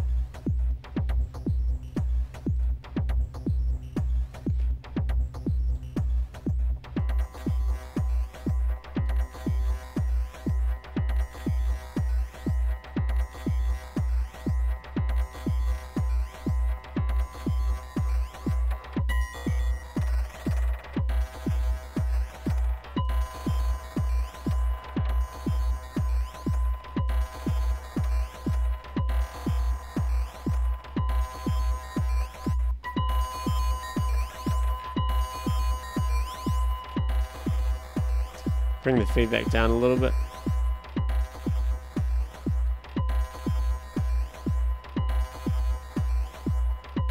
And I'm going to change ping pong to time mode.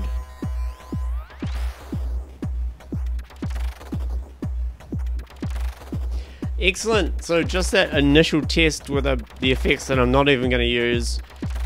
I'm very happy with how intuitive that was and how quickly I was able to shape the macros into something that I like.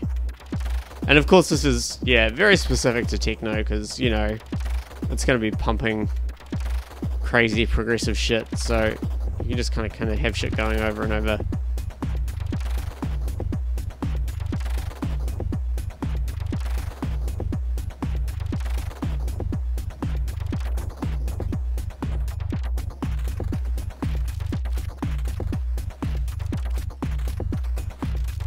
I'm going to try and clear one and draw a new symbol here.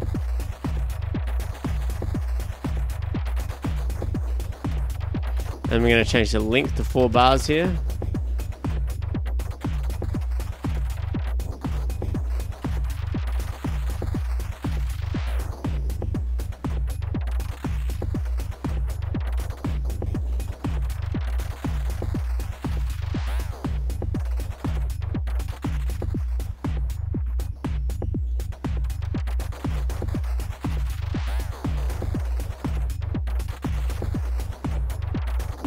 All right.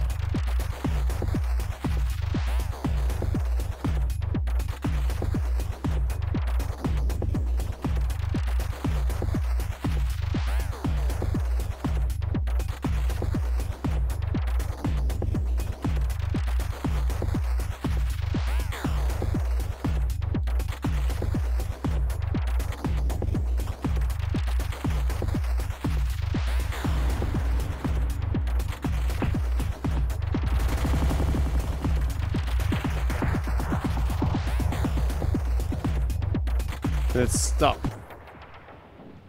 Yeah, I like how the line continues the parameter movement when you stop something. Actually, hang on, let's start that again.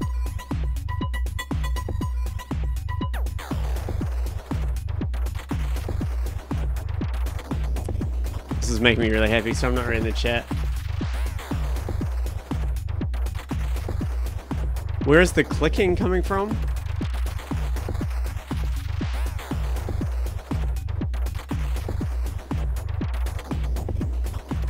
I can't hear it clicking. No worries, Josh. Glad these are helpful.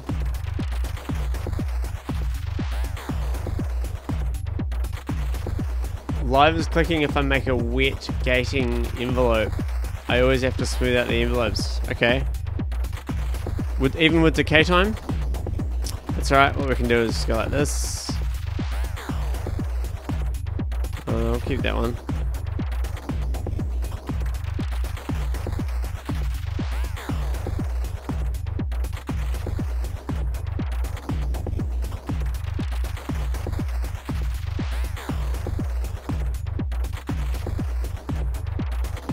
I'm going to change the redux to 16 bars. I'm going to clear it. Let's have it slowly decay over 16 bars.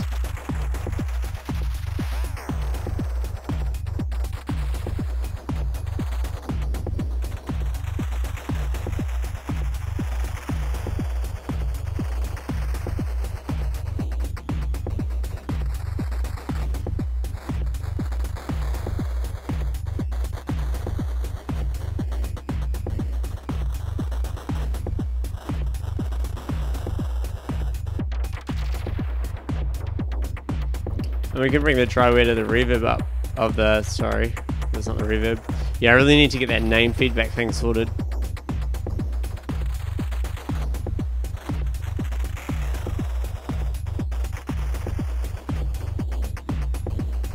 Let's clear the reverb and we'll have that come up 50% over 16 bars as well.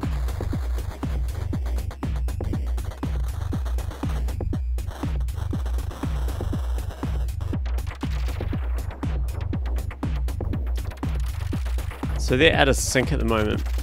I thought that I'd fix that problem.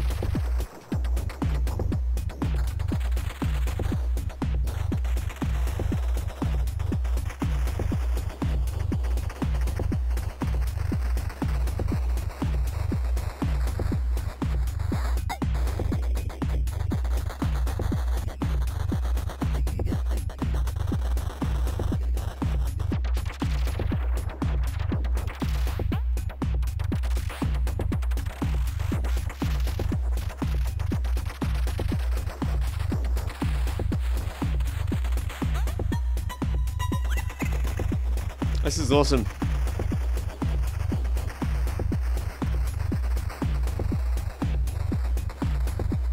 Maybe make this just 8 bars long.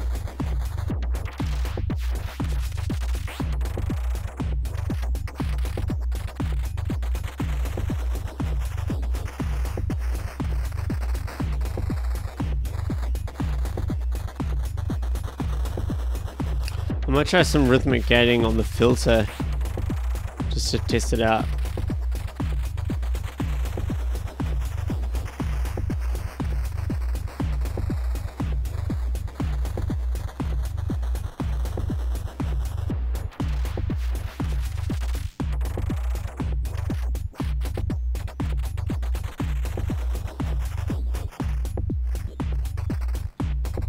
I'm just going to clear that.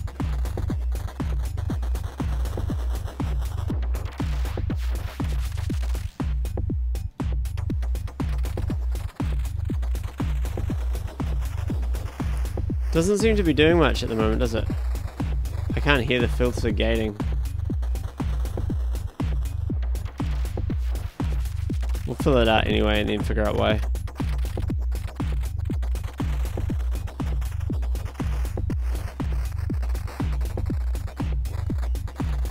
Maybe I can hear the gating.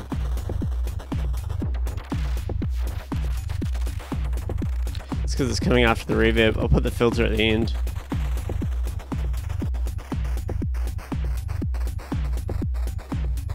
I'm glad it's all in time with the music. It's kind of important.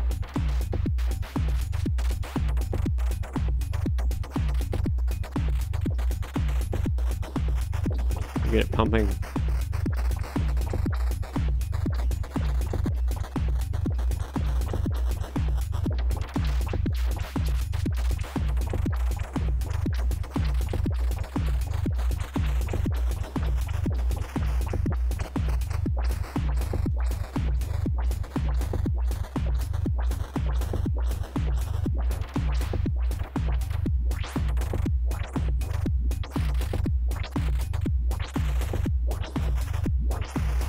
So I'm pretty happy with that, and then of course let's try it out with the dummy clips and see what happens there.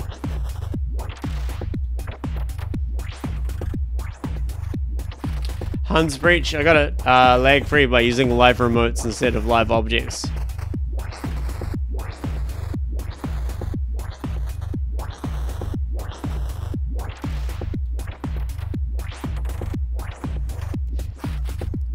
So that's with the dummy clips. Let's go over to the actual percussion track now.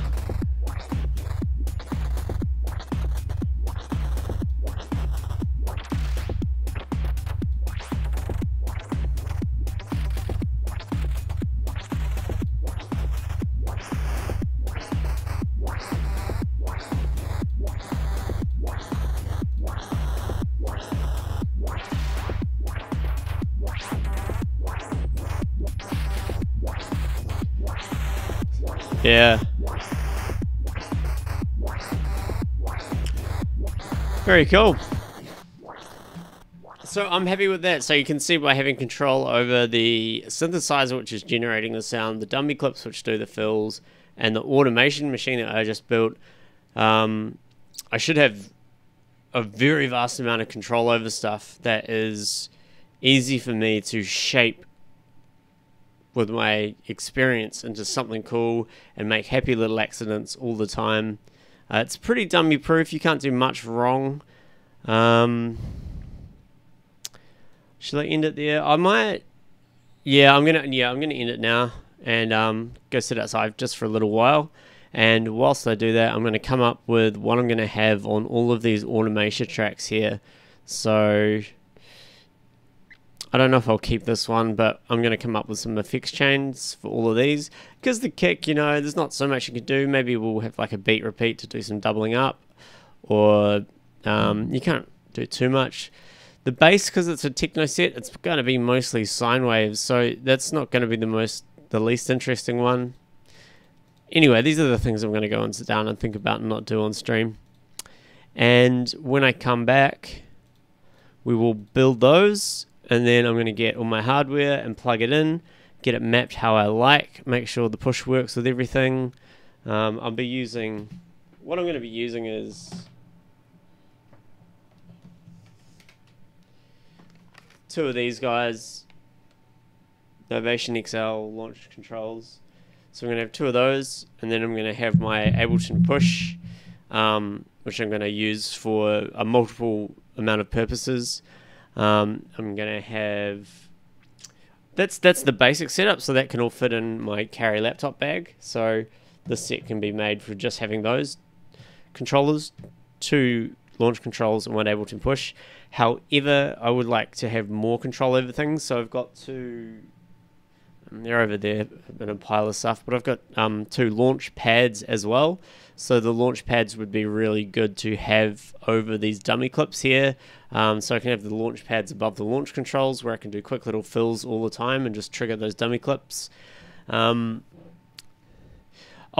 what would be awesome is this screen here. You know, I can make the opacity of these backgrounds here like completely opaque.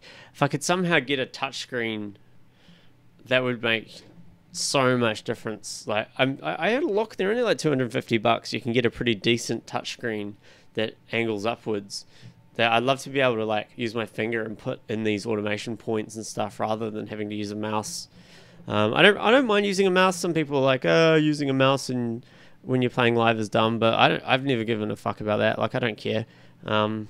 But I just think it would be lots of fun to like use your fingers, have a multi-touch display, and add these points around with a thing. But I don't know, maybe I'll invest in one of those. I'm kind of waiting for like the future to happen so I can have like a nice big clear glass screen in front of me where I can draw all the points and everyone can see through it and the automation points. Sonodrum. I might have worked out how to smooth a cursor on the function objects without the CPU load.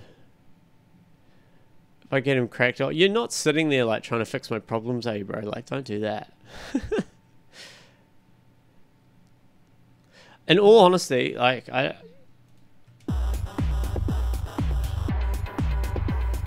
did that go? In all honesty, I'm happy with it going in time to the beat.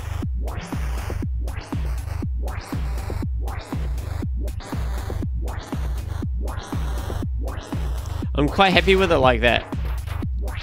And I also actually kind of like the fact that they, when I change the timing of one from 3 bars to 4 bars or whatever, it resets itself immediately back, no matter where the other positions are. I kind of like that. That's like, that kind of offsets everything. And that's, again, like a very happy little accident type situation.